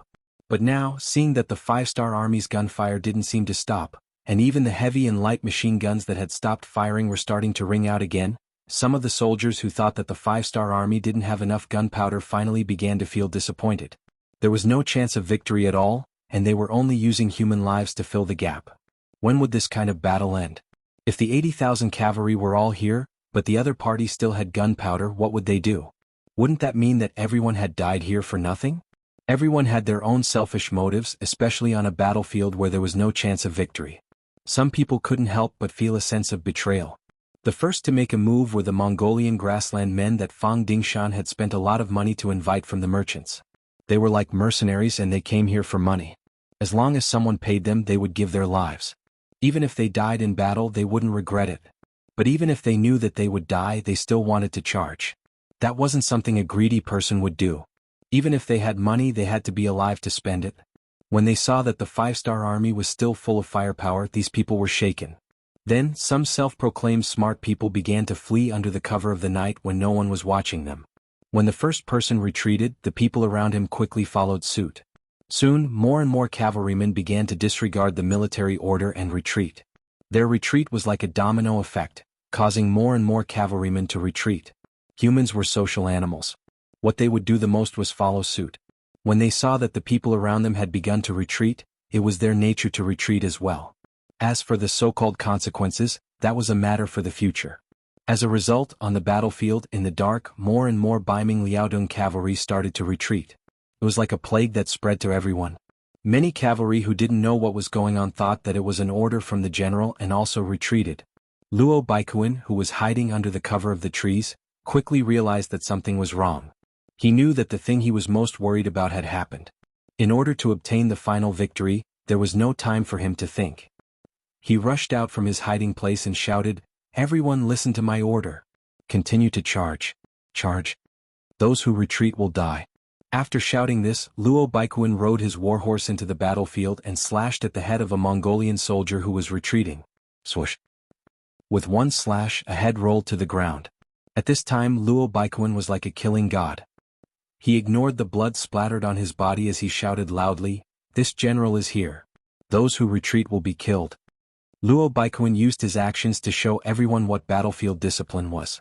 This action also frightened many of the surrounding cavalrymen. The soldiers who originally wanted to retreat had no choice but to stop what they were doing. Phew. Seeing that the army had temporarily stabilized, Luo Baikuin let out a sigh of relief. In order to increase the victory, he shouted, "They only have 2,000 people. They can't have so much gunpowder. As long as we persevere, victory will be ours." He was still cheering his subordinates on, encouraging them to continue to charge. It could also be said that he was encouraging them to die. Suddenly, a flare lit up in the sky and lit up the mountainside like it was daytime. With the help of the flare, the black cavalry at the top of the mountain saw everything. When they saw a small number of Baiming Liaodong cavalrymen, Ba Daojiang, who was in charge of artillery support, laughed. "Come on, charge to the mountainside and open fire." When the flare lit up, Luo Baikuin, who was riding on his horse, had a bad feeling. However, he didn't retreat immediately because he knew that many soldiers were looking at him. If he were to hide like this, the morale of the army would definitely be greatly affected. He was afraid that the army would really be routed. With a fluke mentality, Luo Baikuin continued to shout to the soldiers gathered around him, "There is no one in this world that can't be killed. We have a strong advantage in numbers. As long as everyone works together, victory will definitely belong to us. As long as we can kill Bugnam of Gojoseon, we will all be heroes. The great Ming Dynasty will remember us and we will be conferred the title of Marquis." Chirp, boom. Just as Luo Baikuin was encouraging the morale of the army, suddenly, dozens of cannonballs fell from the sky and covered their area. Coincidentally, one of the cannonballs landed 3 meters away from Luo Baikuin. Following a loud bang, an indescribable wave of air enveloped Luo Baikuin. Luo Baikuin, who was still thinking of saying something on his warhorse, felt his chest tighten. Then he was separated from his warhorse and flew into the air. Luo Baikuin, who was flying in the air, still had his mouth open. However, because his internal organs were severely injured, he could no longer utter a single word. As he opened and closed his mouth, streams of dark red blood flowed out. Luo Baikuin was actually blown away. One could imagine that the Baiming Liaodong cavalrymen who had recovered some of their morale could not take it anymore. Their general was dead, so why were they still guarding here? Even if they were to charge, who would they charge for? Run. No one knew who shouted so loudly, but the Baiming Liaodong cavalrymen began to collapse. This move quickly became a trend that no one could stop. Fang Dingshan, who was waiting for the news of victory, suddenly saw countless black figures retreating from the foot of the mountain. His eyes could not help but widen. He knew that the result he was most afraid of had happened. Before this, Fang Dingshan had already made up his mind. As long as the soldiers did not retreat, he would not retreat. Even if he had to sacrifice all of the Baiming Liaodong cavalrymen, as long as he could kill Yang Qindong, everything would be worth it. But now the army suddenly retreated. He did not give such a military order, so there was only one result. The army's morale and momentum were gone. This was the only result. It's over, it's over. Tears fell from the corner of Fang Dingshan's eyes. He knew that the situation was over. At this time, even if he stood out and wanted to boost the army's morale, it was obviously impossible. Dispersing was dispersing. It was not something that anyone could gather in a short period of time. Fang Dingshan, who said that it was over, did not manage to catch his breath and immediately fainted. If Mu Qiong hadn't reacted quickly enough and caught him, he would have been seriously injured from the fall. Mu Qiong did not understand why the general suddenly fainted. Just as he was panicking, a fast horse came in front of him. Reporting, General Luo Baiquan has died in battle. The army has begun to retreat. Chapter 1340. What? This bad news finally made Mu Qiong understand what had happened. He sighed at how fast the general's reaction was, and his expression changed. The army had retreated. Didn't that mean that they had lost the battle? Since they had lost, they had to fight the way they lost. Thinking of this, he immediately said, "Even so, we can't just sit here and wait for death. All troops retreat and find a safe place to wait for the general to wake up." Retreat. Without Fang Dingshan and Luo Baiquan, Mu Qiong's orders were naturally the most important. Under the command of this general who had long wanted to retreat, the army could finally retreat openly. The Baiming Liaodong cavalry who had received the military order and were prepared to risk their lives to charge finally heaved a sigh of relief. Then none of them charged up the mountain. They turned around and fled in all directions without any pattern. On the peak of Qian Mountain, the exhausted black cavalry was still waiting for the Baiming Liaodong cavalry to charge. But all of a sudden the battlefield quieted down, which made everyone feel that it was unreal. For the past few hours the enemy's war horses had been charging. Shouts and screams shook the sky. Under the sound of guns and cannons, many people's ears were buzzing. They were not used to the sudden silence. However, when Yang Qindong heard that there was no sound of horses charging, his whole body shook. After taking a look through the binoculars, he became even more determined. He said, "The Baiming Liaodong cavalry can't win and want to escape. Men, fire the cannons. Even if they want to escape, we have to skin them alive." Boom boom boom, boom boom boom. Under Yang Qindong's order the cannons rumbled. Who knew how many of the Baiming Liaodong cavalry who were fleeing were hit by the cannons and died tragically on the ground.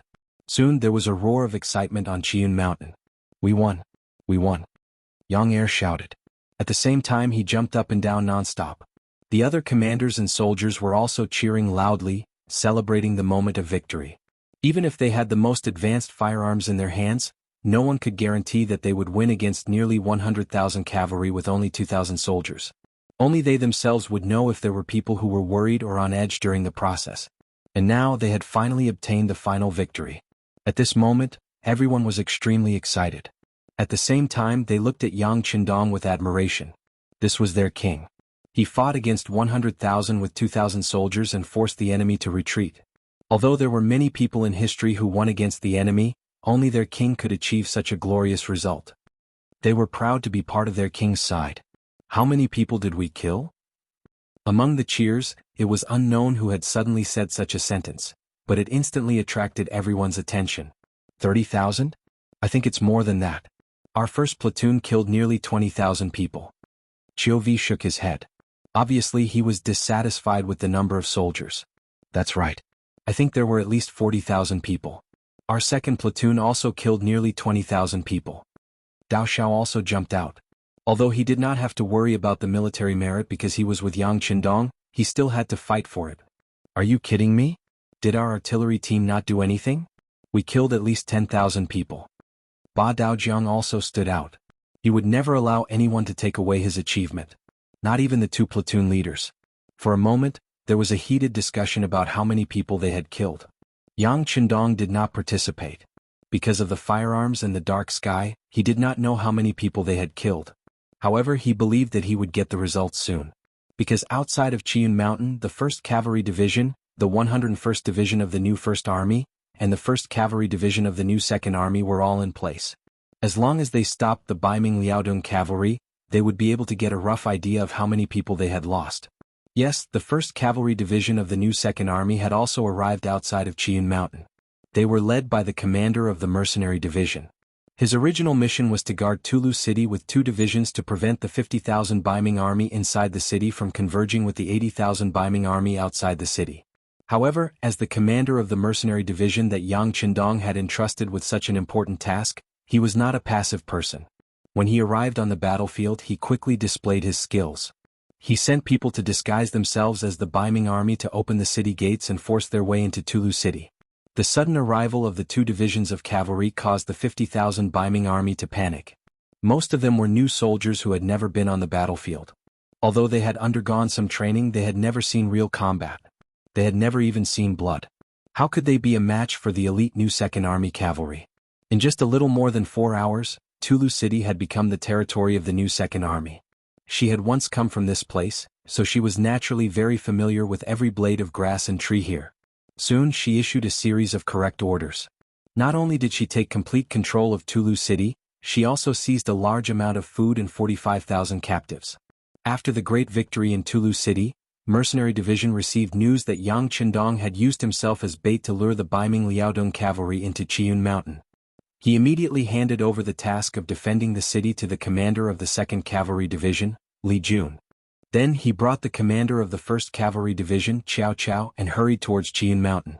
When Yang Qindong received the news that another division had joined, he was naturally overjoyed.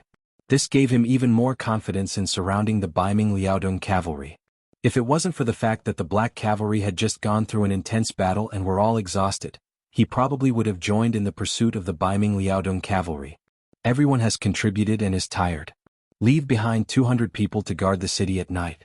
Everyone else take the time to rest. We'll clean up the battlefield when the sun rises. Yang Qindong laughed and said to everyone. After seeing everyone's excited smile, he didn't rest. Instead, he went to the simple sand table and looked at the surrounding situation. In this battle, he had already crippled the Baiming Liaodong cavalry. However, even if he didn't wipe them out, it was still an extremely important task. Otherwise, once the enemy was given enough time, it wouldn't take long for them to rise from the ashes. This wasn't the result Yang Qindong wanted to see. Looking at the sand table, Yang Qindong was thinking about where the Baiming Liaodong cavalry might escape. At the same time, a voice kept ringing in his mind. Tiger's Mane, Shibei, and Lu Zhuo will definitely be able to do it. They will definitely be able to deal a heavy blow to the Baiming Liaodong cavalry and eliminate this stubborn enemy. The Northern Ming's Liaodong Iron Cavalry had suffered a crushing defeat on Mount Chiyun. After charging up the mountain and suffering heavy injuries, it could be said that their morale had plummeted. They no longer had their previous invincible momentum. At this moment they were fleeing everywhere like stray dogs. Some were in groups of 1,000, some were in groups of 100, and some were in groups of a dozen or even a few people. The defeated soldiers were like this. There was no formation at all. They just dragged their battered bodies and ran without knowing where to go. Some people even lost their war horses. However, they still kept running in order to escape from Chiyun Mountain. In their hearts, this was the gate to hell. No matter who stayed here, they would only die. The defeat of the Baiming Liaodong cavalry gave the 5-star army a great opportunity. The divisions of the various armies formed a huge encirclement with the company as a unit. Whenever they saw a defeated enemy, they would wait for an opportunity to attack. If there were a few more enemies, they would immediately send out a signal to ask for help from the other companies. In short, it was to seal off this area so that not a single bird could fly out. Yang Qindong's orders were exactly like this. Although he did not know how much damage the Baiming Liaodong cavalry had suffered in this battle, he believed that the enemy's discipline was loose and their morale was low. The 5-star army, who had always worshipped Yang Qindong's words, naturally acted according to the order, and the encirclement by the company was launched. The orders were given without any hesitation. However, not everyone had their own thoughts. For example, the heavy cavalry regiment commander Zhue Feng, who was hiding in a valley with a company, was currently waiting for a battle. His heart was beating like a drum. He was very clear about the strength of the Baiming Liaodong cavalry. Even his heavy cavalry regiment was not a match for them. He also heard that the 6th young master only had 2,000 black cavalry. Could they really face 100,000 Baiming Liaodong cavalry and not be defeated? If this was said by someone else, Zhue Feng would naturally not believe it. He would even accuse the other party of false military intelligence and punish them. However, this came from the 6th young master, so he did not dare to say anything. All this time, no one knew how many miracles Yang Chendong had created. It was to the point that everyone was used to him doing some shocking things and would not suspect anything. Zhui Feng was still thinking about the reliability of this matter. If it was true, how did the sixth young master do it? While this question was still flashing in his mind, the company commander suddenly said, "Commander Zhui Feng, there is a situation." Zhui Feng immediately put away his chaotic thoughts. He held the binoculars in his hand and looked up. He saw no less than 700 cavalry wearing the northern Ming military uniform rushing towards them in a panic. Among these 700 people, only half of them had war horses. There were also some that only borrowed the power of their legs and held their ponytails. It seemed that this was the only way they would not fall behind. Only then would they be able to live and die with the main force. There are more than 700 people. Commander Zhui Feng, let's send the signal for reinforcements. This company commander only led 100 people. Seeing that the enemy was 7 times their number, he could not help but feel nervous. This was the Baiming Liaodong cavalry. It was rumored that they were very powerful. Even the heavy cavalry regiment had suffered a loss in their hands. Chapter 1341. Zhui Feng naturally saw the enemy's numbers, but he wasn't as flustered as the company commander beside him. Instead, he carefully looked through his binoculars and shook his head. Look, although the enemy has a lot of people, they are clearly defeated soldiers. The army has no formation and has no morale. So what if there are more of them? Although we only have 100 people, we can wait patiently. The morale of the army is not something the enemy can match. What is there to fear? Hearing Zhui Feng's bold words, the company commander understood why he could become a regiment commander. Moreover, he was the regiment commander of the heavy cavalry regiment. He wasn't any worse than a normal division commander. It turned out that she was this daring and daring. Just this point alone was something that the current him could not compare to. Admiring Zhui Feng's courage, the company commander was also encouraged. Regiment Commander Zhui, you mean to say that we don't need to ask for help and can eat them with our own strength? That's right, this is a great merit. Could it be that everyone doesn't want to contribute? Zhui Feng was clear that these weren't soldiers of the heavy cavalry regiment. If he wanted to use his status as a regiment commander to suppress them, it wouldn't be too effective. Thus, he could only use benefits to entice them. The military merits of the 5-star army were not bad rewards. This was the magic weapon to defeat the enemy. When it came to contributions, the eyes of the 100 soldiers couldn't help but shine. Then there was the sound of rapid breathing. After a few breaths, the company commander had already made a decision and said, "Regiment Commander Zhui, we will listen to you. We will do whatever you say." Zhui Feng was waiting for this sentence. He immediately replied with a good, and then ordered, "Everyone, don't be anxious. After all, we are still at a disadvantage in terms of numbers. In a moment we will divide into 10 groups and surround them. When the enemy is within 100 steps, we will suddenly use bows and arrows to attack from afar. Then the 1st to 7th groups will charge out. The 8th to 10th groups will stay in place and continuously appear. This will give the enemy the feeling that we have a lot of troops and trick them. Do you understand?" As if he felt that he had not said enough, Wind-Chasing Wolf added, "Of course, you don't have to be afraid. If the enemy's momentum is too strong, we can retreat. Then we can send a signal and surround them with the other company commanders." Whether it was advancing or retreating, all of them had already been chosen. The warriors were no longer flustered, and they began to prepare according to the tactics that Windchaser had arranged. After the 100-man team was dispersed, it gave people the impression that their military strength had doubled, and there were hundreds of them. Just as the soldiers of each company reached their designated positions, the defeated Baiming Liaodong cavalry arrived within 100 steps of them. Windchaser took the lead and shot out an arrow. A Baiming Liaodong cavalry soldier at the front fell off his horse. Following that, another wave of arrows shot out and dozens of enemy soldiers were ambushed. This sudden attack caused the northern Ming Kingdom's Liaodong Iron Cavalry, who were already trembling with fear, to become even more chaotic. It was at this moment that Zhui Feng led 7 squads of warriors and charged out from the shadows, loudly shouting that those who surrendered would not be killed. Behind them there was a cloud of dust. Those were the 30 warriors who were left behind, constantly running back and forth, creating a commotion to strengthen their momentum. The sudden appearance of the 5-star army was like a heavenly army descending from the heavens. It gave the Baiming Liaodong cavalry a heavy psychological blow. They were already like arrows at the end of their flight. Right now, they were already like birds startled by the twang of a bow. Any movement would cause them to feel fear. The Baiming Liaodong cavalry had already lost their basic judgment. When they saw the cloud of dust behind the 5-star army, they naturally thought that the main force of the 5-star army had arrived.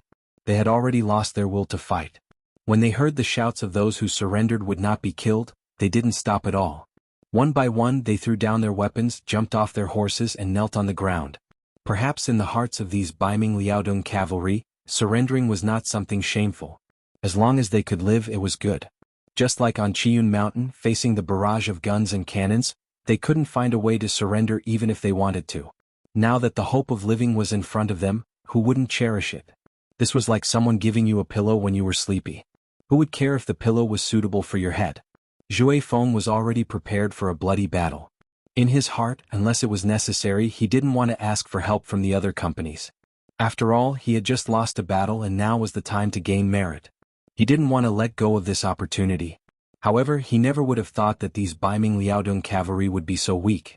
After he jumped out with his men, they surrendered without a trace of struggle.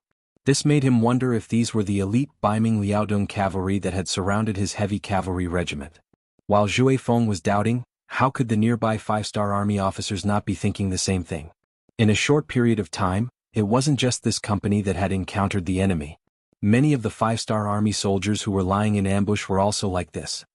The one similarity was that when they suddenly charged out, the Baiming Liaodong cavalry all chose to kneel and surrender. Under the lack of morale, who knew how many people had already chosen the path of surrender? They just didn't have the opportunity to do so before, but now that the opportunity had come, of course they had to firmly grasp it. Things were far simpler than imagined. Before the sky turned dark, the battle reports from the various companies were gathered before the several commanders and division commanders. From the statistics, in just a single day's time, they captured no less than 40,000 northern Ming Liaodong iron cavalry. This was 40,000 people. If they wanted to capture 40,000 pigs alive, who knew how much effort it would take? From this, it could be seen that the Baiming Liaodong cavalry's morale was already in chaos and they had no will to fight. The most exaggerated thing was that they learned about the battle at Chiyun Mountain from the captives. When they learned that Yang Chendong only led 2,000 black cavalry and blocked the attacks of nearly 100,000 Baiming Liaodong cavalry for more than a day and even heavily injured 40,000 people, everyone was so shocked that their jaws dropped. 2,000 against 100,000, not only did they obtain victory, they also killed 40,000 people and forced the others to retreat. What kind of combat power did they have to be able to accomplish this? Seeing this result, even the always confident Commander Tian who couldn't help but sigh, "The Black Cavalry is so strong that our 1st Cavalry Division can't compare." After this battle, it was completely established that the Black Cavalry was the strongest army in the entire 5-star army. Although many people knew that the reason why they won was because of the great contributions of the guns and cannons, they couldn't help but admit that just the courage of 2,000 against 100,000 was not something an ordinary person could do. In just one day they had captured 40,000 captives. This gave the 5-star army more confidence. The only fly in the ointment was that they didn't find their commander Fang Dingshan among the captives. According to the captives, their commander was protected by another general, Mu Qiong, and 2,000 people were together. There's no need to say more. From all the facts, Fang Dingshan still hasn't broken out of the encirclement. If I were him, I would definitely choose a place to break out of the encirclement tonight. After Tian who heard this, he expressed his thoughts in front of the new 2nd Army's commander Shi Bei and the 101st Army's commander Lu Zhua. This point coincided with Shi Bei and Lu Zhua's thoughts. After the three of them looked at each other, they finally decided that the 1st Cavalry Division would take the initiative to find the enemy. In terms of individual combat power, the 1st Cavalry Division was naturally the strongest existence. Only by taking the initiative could they achieve the goal of finding and eliminating the enemy. Okay, our new 2nd Army will take the initiative to cooperate and shrink the encirclement to prevent the enemy from escaping. Shi Bei was very convinced by the 1st Cavalry Division. He also didn't forget how they had given him war horses when he was in trouble. Shi Bei took the initiative to cooperate. Although Lu Zhua also wanted to lead the troops to gain merit, he also knew that the bigger picture was more important. He immediately made the same promise. "Many thanks. Please don't worry, our 1st Cavalry Division won't disappoint you." Tian who took the initiative to salute Shi Bei and Lu Zhua, then strode out of the tent. Not long after, the 1st Cavalry Division's camp was bustling with activity. The army set out and disappeared into the night. 50 miles away from the encirclement of the 5-star army, in a valley called Luoshan Hill, Fang Dingshan, who had already woken up, was looking up at the sky with a worried expression. At this time the sky was already completely dark. There were already many stars in the sky. He still remembered that at this time 2 days ago, he had close to 100,000 soldiers and was surrounded by Bugnam of Gojosian's 2,000 cavalry. Who would have thought that in such a short period of time, the situation would become completely different? 100,000 elite cavalry had been defeated. Now he only had 2,000 men by his side. Moreover, he had already lost his provisions. More importantly, he had lost his morale. How could he win a battle with such an army? Even if he could escape this time, even if the Daizong Emperor spared him, it would be difficult for him to do anything. He had lost his job, lost his army, and wasted countless Baiming's money. How could he still have the face to live in this world? Rather than go back and be looked down upon or even be impeached by others, it would be better to die on the battlefield. Instead, he would leave behind a heroic reputation. His right hand slowly touched the right side of his waist. However, when he touched it, he discovered that the scabbard was still there, but the blade was nowhere to be seen. At this time he remembered that when he was unconscious, he felt the weight on his waist loosen. Now that he thought about it, his weapon should have been taken away at that time. Needless to say, this matter was definitely done by Mu Qiong. He probably already knew that he would do something, but what could he say when the other party did it for his own good? AI. With a sigh, Fang Dingshan's eyes lost all color. He was like a walking corpse. At this time he had no hope for the future. Chapter 1342. In a large tent less than 100 meters away from Fang Dingshan, Mu Qiong was discussing the future with several generals. The army had been defeated, and it was not something that could be salvaged by saying anything. The most important thing right now was how to escape from this place. No matter what, they could not be caught. The scouts have already reported that the soldiers who tried to break out during the day have all been captured. From this, it can be seen that the 5-star army has already set up an inescapable net. Even a bird would find it hard to fly out. As the host of the meeting, Mu Qiong stood at the head of the table and sighed as he spoke. His words caused the others in the meeting to lower their heads in silence. They could not escape, and surrendering was also impossible. Doing so would only implicate their loved ones in the capital. Where should they go from here? Seeing that no one spoke, Mu Qiong could guess their thoughts. Then, without any warning, he suddenly asked, "I ask all of you, are you afraid of death?" This question had been discussed countless times since ancient times. Moreover, there was no need to debate the results. Everyone was afraid of death. The only difference was to what extent they were afraid of death, and whether there were things more terrifying than death. Just like the current situation, the army had been defeated, and 100,000 elite cavalry were gone just like that. One could imagine how angry the emperor would be once he knew about this. There were also those civil officials in the court. They looked down on generals like them from the bottom of their hearts, and even privately called them ordinary people. In the past, it was the 5-star army that forced them into a corner. The Daizong Emperor wanted to restore the glory of the great Ming Dynasty, and wanted to use military power to rule the country. However, now that they had lost the battle, it was time for them to jump out and criticize the emperor. If they didn't do so, they wouldn't be able to show their intelligence. If they didn't do so, they wouldn't be able to elevate their status and give them enough benefits. What the result was self-evident. If he escaped back, he might be able to survive. However, his life in the future would not be any better than death. Since being alive was no better than being dead, he might as well die. Of course, the prerequisite was that their deaths had to be worth something. No one answered immediately. Instead, everyone raised their heads to look at Mu Qiong, as if they wanted to ask something.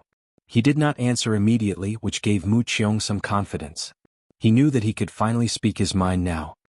He cleared his throat and continued, "If everyone is afraid of death, then there's nothing to say. Whether you're willing to surrender or break out of the encirclement, this general will not stop you. However, if you are not afraid of death and are unwilling to give up and still want to fight, this general also has a plan that can work. That is, we will fight our way back to Qian Mountain. After such a long time, I believe that Bugnam of Gojosian will think that we have escaped far away and will definitely let down his guard. If we suddenly attack and don't give them the time to fire their guns, then it is hard to say who will win and who will lose, but at least we will have a 50% chance of winning. If you can kill Bugnam of Gojosian, think about it, how great of a meritorious service would that be? Heavens, how is this meritorious service? This is clearly a great service." At this moment, many people sucked in a breath of cold air. Everyone had different expressions, but they quickly calmed down again. When they looked at Mu Qiong, their eyes were filled with excitement as they said, "We are not afraid of death." This showed that they were not afraid of death, which meant that they agreed with Mu Qiong's plan and were determined to fight their way back. Although there would be danger if they went back, wasn't it also more dangerous than breaking out of the encirclement? Since that was the case, why not choose to play a big game? At least if they succeeded, not only would they not be guilty, they would also have a great service. This result was within Mu Qiong's expectations. Now that he finally got a definite answer, he also let out a long sigh of relief and said, "This is good. I can see that everyone is unyielding men. Since that is the case, this general will give the order. We will have a good rest tonight and rush back tomorrow morning. When we suddenly attack at noon, we will definitely be able to kill Bugnam of Gojoseon. At that time, everyone here will become meritorious officials of the great Ming Dynasty. It is not impossible for you to be conferred the title of Marquis." The great Ming Dynasty had always been conferred the title of Marquis based on military merit, and the title of Marquis was hereditary. It could be imagined that once they were conferred the title, it was equivalent to having a fixed iron rice bowl. In the future, their descendants would be able to enjoy endless benefits. Mu Qiong still had some ability. With just a few words, he stirred up the fighting spirit of the generals. At this moment, they could not wait to appear at the foot of Chiun Mountain and kill their way up in one go. If it were not for the fact that the army had not had a good rest these few days, they would probably have done so. Thinking that tomorrow would be the day to show off their skills, the generals excitedly left the main tent and returned to their respective camps to rest. Mu Qiong walked out of the main tent and headed straight to where Fang Dingshan was. Walking over from afar, Mu Qiong looked at the somewhat bleak figure standing there. He took a deep breath and strode forward. Fang Dingshan didn't move when he heard the footsteps behind him. He already knew who they were and even knew what they were planning and discussing. However, he didn't care about it. Even if these people were discussing about surrendering to the five-star army, he would not find it strange. After all, when facing life and death, a person's true nature would often be revealed. How could a defeated general dare to be brave? At this moment, Fang Dingshan did not ask these subordinates to do anything. Even if these people really wanted to surrender, he would not blame them. However, he would definitely not be with these people. He had received a great favor from the great Ming Dynasty, and he could only repay it with his life on the battlefield. "General." Mu Qiong walked up and clasped his fists. "Haha, the night sky tonight is really beautiful." Looking up at the sky, Fang Dingshan sighed emotionally. Perhaps he did not have long to live, but Fang Dingshan looked at everything so beautifully because it was very likely that he would not see it again in the future. Of course, this did not exclude the possibility that the unpolluted sky was indeed much cleaner than in the future. "Yes, the night sky is very beautiful," Mu Qiong agreed. "But we will probably see more of this kind of night sky in the future. Perhaps the night sky in the capital will be even more beautiful than here." When he heard the first half of the sentence, Fang Dingshan's expression did not change. However, when he heard the second half, his body suddenly trembled. He had heard many different meanings from these words. What did he mean by, "it will be even more beautiful than here"? What did he mean by, "the night sky in the capital will be even more beautiful than here"? Could it be that Mu Qiong was not prepared to surrender to the enemy? Could it be that he had misunderstood him? While Fang Dingshan was still thinking, Mu Qiong half knelt behind him. "General, this subordinate is guilty. This subordinate should not have hidden the counterattack plan from you. This way, everyone will have a slim chance of survival. However, we cannot just leave like this. We must take a gamble. General, please punish us." Mu Qiong had to apologize. Although there were only 2,000 cavalry in the camp, Fang Dingshan was still the great general. Logically speaking, this kind of plan should not have been hidden from him. However, he was worried that his idea would not be approved. In addition, Fang Dingshan seemed to have lost his morale, so he had no choice but to go around him. Now that the plan had been decided, he naturally had to tell the truth. Fang Dingshan had already accepted his fate. He had already prepared himself to borrow a knife and commit suicide the moment Mu Qiong spoke of surrendering. He was sure that the other party would agree to this request. However, he did not expect that they would actually want a counterattack. For a moment, his expression changed continuously. He actually did not react in time. Seeing that Fang Dingshan did not speak, Mu Qiong thought that the other party did not agree. He thought to himself, then continued, "General, our army has been defeated. The emperor will definitely be furious. Since that is the case, why don't we take a gamble? Once we take Bugnam of Gojoseon's head, it will be a great merit. The sacrifice of our 100,000 cavalry will be worth it. General, please grant our wish." I'll grant your wish." At this moment, Fang Dingshan really wanted to shout loudly. However, because he was too emotional, he could not say anything. Fang Dingshan still did not speak. Mu Qiong was somewhat disappointed. He even looked down on Fang Dingshan a little. Civil officials would advise to the death, while military officials would fight to the death. This seemed to be a matter of course. As a great general, he had to be prepared to die on the battlefield at any time. How could he be afraid? Mu Qiong sighed in his heart. When they were discussing the military plan, he did not call Fang Dingshan. Now that the situation had changed, there was no need to care about Fang Dingshan's attitude. In any case, he was going to give it his all.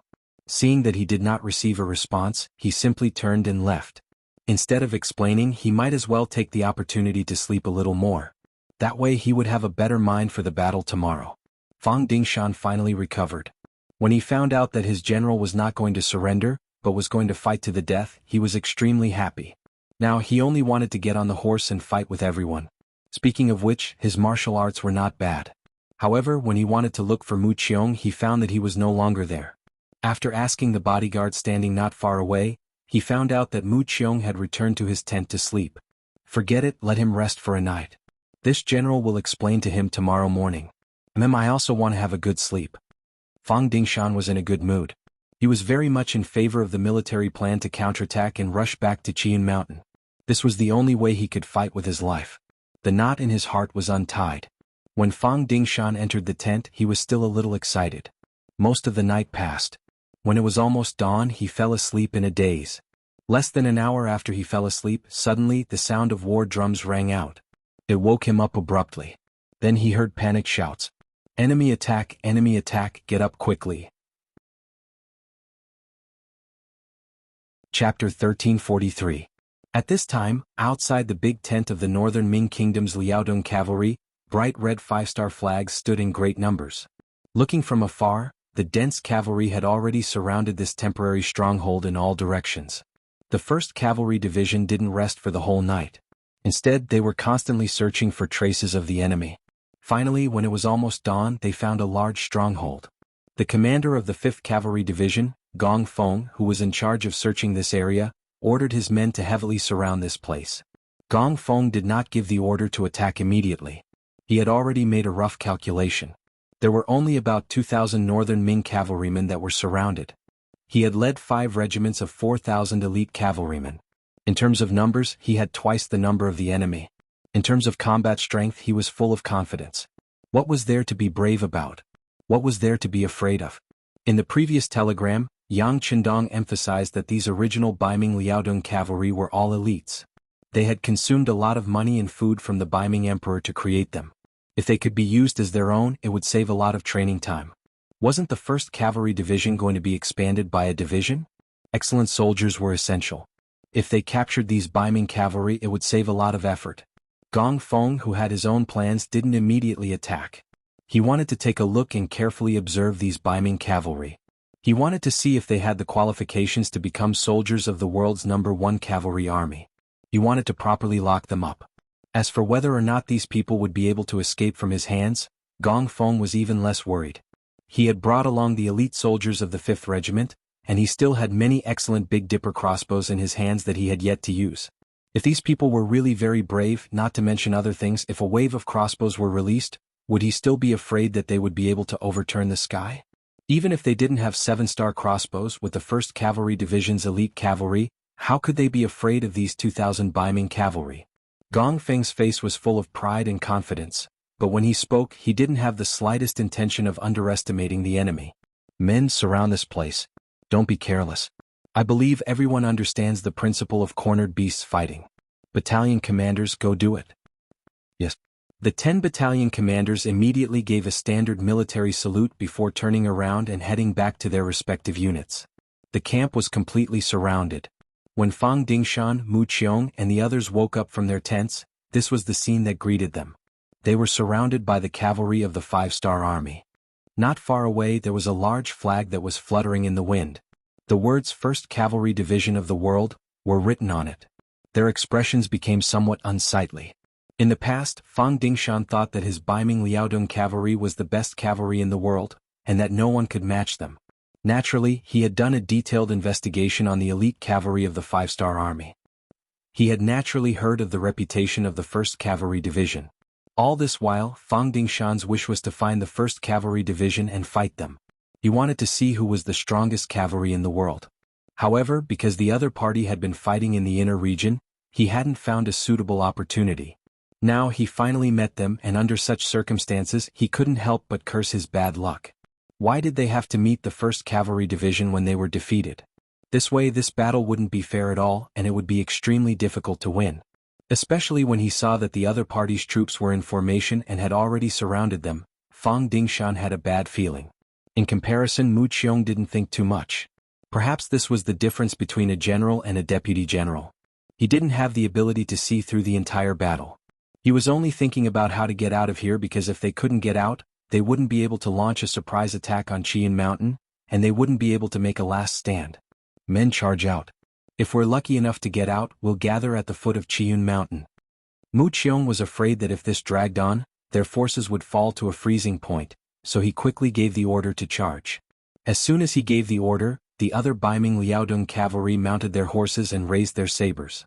They let out a battle cry and charged in all directions without any pattern. This shocked Fang Dingshan. He didn't have enough troops to begin with, and now that they were charging in such a disorderly manner, how could they possibly win the battle? He couldn't help but cry out in alarm. Don't charge. Everyone retreat. Retreat. Fang Dingshan's original intention was for the entire army to retreat, reorganize, and charge in one direction. With the 2,000 elite Baiming Liaodong cavalry, it was very possible for them to charge out. However, charging in such a disorderly manner was not advisable. However, no one could understand his thoughts, especially when Mu Qiong had misunderstood him. Seeing that the army was charging and Fang Dingshan was still shouting non-stop, Mu Qiong's eyes flashed with anger. What's wrong? Are you still thinking of surrendering at this time? Since you don't have any backbone, don't blame me. With this thought in mind, Mu Qiong's right hand suddenly made a sound and the cavalry saber suddenly slashed towards Fang Dingshan's back. This was Fang Dingshan's fault. He wanted to explain what happened last night, so he purposely got closer to Mu Qiong. However, because he was too close, he didn't even have time to react when Mu Qiong suddenly attacked. His entire back was hit, and the intense pain caused him to lose all his strength. He couldn't stop himself from falling off his horse. This sudden scene shocked all of the Baiming Liaodong cavalry. They didn't think that there would be internal strife before the battle even began. However, Mu Qiong's reaction wasn't slow either. He shouted, Fang Dingshan wants to surrender to the 5-star army. My soldiers and I are loyal soldiers. How can we allow such a thing to happen? From now on, if anyone dares to talk about surrendering, they will be like this person. Come, charge out. Fang Dingshan's martial arts were quite good. He was able to become the Imperial Guard commander of the substitute emperor. He had good martial arts. In the past few years he had trained his horse skills quite a bit. His strength had increased by a lot. If they were face to face, Mu Qiong probably wouldn't be able to last more than 3 rounds. However, after a successful sneak attack, Fang Dingshan was seriously injured. This scene was also heard by the other Baiming Liaodong cavalry. They knew that their general's strength was far inferior to theirs. Even when their general wanted to surrender, he ended up like this. How could they dare to have any other thoughts? After learning from the previous example, the other Baiming Liaodong cavalry weren't willing to give up their lives. After they woke up from their shock, they yelled and charged towards the neatly arranged 1st Cavalry Division's 5-star army. Prepare the crossbows. Try not to kill people. Focus on injuring people. Fire the crossbows. Commander Gong Feng, who was riding on his horse, commanded loudly. Following his order, a series of 7-star crossbows were fired at a flat angle. Their target was the first batch of Baiming Liaodong cavalry. The ancient people used bows to test their arm strength and eyesight. Especially arm strength. If they didn't have enough strength, they wouldn't be able to fully draw the bow. Naturally, the power would be limited. Even if they could fully draw the bow, they would only feel tired after shooting 1 arrow. They would need to rest for a while before shooting the 2nd arrow. As the elites of the cavalry, they naturally wouldn't be so weak that they could only shoot 1 arrow. They could usually shoot 3 arrows in a row before their arms would feel numb and sore. There were even those who were born with great strength who could shoot 4 or 5 arrows. Just like the legendary Hou Yi, he was a person who could shoot 9 arrows in a row. In the eyes of archers, he was a powerful existence. To use a bow, one must have enough arm strength. Otherwise, it wouldn't be very effective. However, with the continuous development of technology, like the appearance of the 7-star crossbow, shooting arrows became simple. One only needed to load the front of the crossbow and pull the bow to fully draw it once. Then 7 arrows could be shot. This saved a lot of effort and had great power. Facing such a tyrannical weapon, how could the Baiming Liaodong cavalry block it? With just the sound of the trigger being pulled, the crossbow bolts rained down like rain. The 500 northern Ming Liaodong cavalry charging at the front were all shot down by the crossbow bolts. The seemingly powerful attack also stopped because of this. Then their morale plummeted. This also caused the hundreds of Baiming Liaodong cavalry who were preparing to charge to stop. They were humans, not gods. Facing arrows that could take their lives, they had to show hesitation. This hesitation caused their morale to plummet. The Baiming Liaodong cavalry, who were still red-eyed and wanted to charge, had their combat power reduced by more than a level. This scene was also seen by Mu Qiong, who was behind them. From the moment he slashed Fang Dingshan with his saber, he had already gone crazy. Now that he saw that the front troops were injured and the middle troops were not moving forward, he was immediately enraged. "Come on, charge with me." Mu Qiong was afraid that their morale would drop and they would lose the opportunity to charge out of the encirclement. He was prepared to charge himself and set an example. "Come." Gong Feng also let out a loud cry. When he saw another armored general charge out from the enemy camp with less than 200 men beside him, he also laughed out loud and leaped forward. As Gong Feng rushed out, a battalion of 400 cavalrymen followed behind him. Their duty was to protect the safety of their commander. Gong Fengchong had his reasons. Just like how the northern Ming Liaodong cavalry always wanted to have a direct PK with the world's first cavalry division, how could they not have this idea? Now that the opportunity had finally appeared, Gong Feng immediately seized it and leapt out. One side had 400 people while the other side had 200. Although there was a difference in numbers, it wasn't too big. If the Baiming Liaodong cavalry were really elite, they could make up for this difference. Just like how the 1st Cavalry Division dared to attack thousands of enemy cavalry with only a few hundred people. Chapter 1344. Both sides had a total of more than 600 people, and they quickly approached each other under the urging of their war horses. It was a battle of life and death, which attracted everyone's attention. It could be imagined that if Mu Qiong won, the Baiming Liaodong cavalry's morale would be greatly boosted, and they would be able to unleash 100% of their strength and break out of the encirclement. On the other hand, if Gong Fengxing won, the rest of the northern Ming dynasty's Liaodong cavalry would probably all surrender. This would save them from a battle of weapons and blood. Both sides had their own goals, and they quickly approached each other before clashing. Mu Qiong, who was the first to charge, chose Gong Feng as his target. He had already noticed that this person was different from ordinary people, and he was wearing a flashy black battle robe. Based on his experience, he should be the commanding general of the 1st Cavalry Division, and if he could take down this person, it would definitely be a heavy blow to the 5-star army's morale, and it would be much easier to win. Gong Feng also targeted Mu Qiong, although he didn't know who this person was and didn't know his true identity. But judging from the armor he was wearing, his position shouldn't be too low. Only by severely injuring such a person would he be able to give the Baiming Liaodong cavalry enough respect and threat, which was what he wanted. Both of them had the same goal, and this caused the moment they met each other, the collision of their sabers caused a heart-trembling sound. Dang dang dang, in just one exchange both of them slashed out 3 times, and then their bodies shook and their horses moved to the side. The outcome of the first round was actually a draw. This was out of everyone's expectations. The difference was that Mu Qiong revealed a shocked expression. He was a famous general among the 100,000 Baiming Liaodong cavalry. Other than General Fang Dingshan and Deputy General Luo Baiquan, he didn't put anyone else in his eyes when it came to fighting. It was the same when he faced Gong Feng. In his opinion, with his strength, it wasn't impossible to take down this person in one round. But who would have thought that he wouldn't be able to do anything? Gong Feng's ability was out of Mu Qiong's expectations, and his original confidence began to fade rapidly. He began to suspect that he couldn't break out of the encirclement and leave this place. In comparison, Gong Feng's eyes were filled with fighting spirit.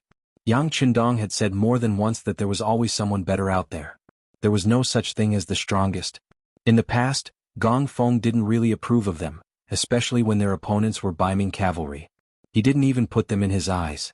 How could these people, whose legs turned to jelly the moment they saw the Mongolian cavalry, be a match for him? And just now, after the exchange with Mu Qiong, he realized that there were also powerful people in the Baiming army. This reignited his fighting spirit. While he stopped looking down on his opponent, his left hand unconsciously reached for his waist. There was a saber there. It was the dual saber technique that everyone in the 1st Cavalry Division had to learn. It could be used to win and save lives at critical moments.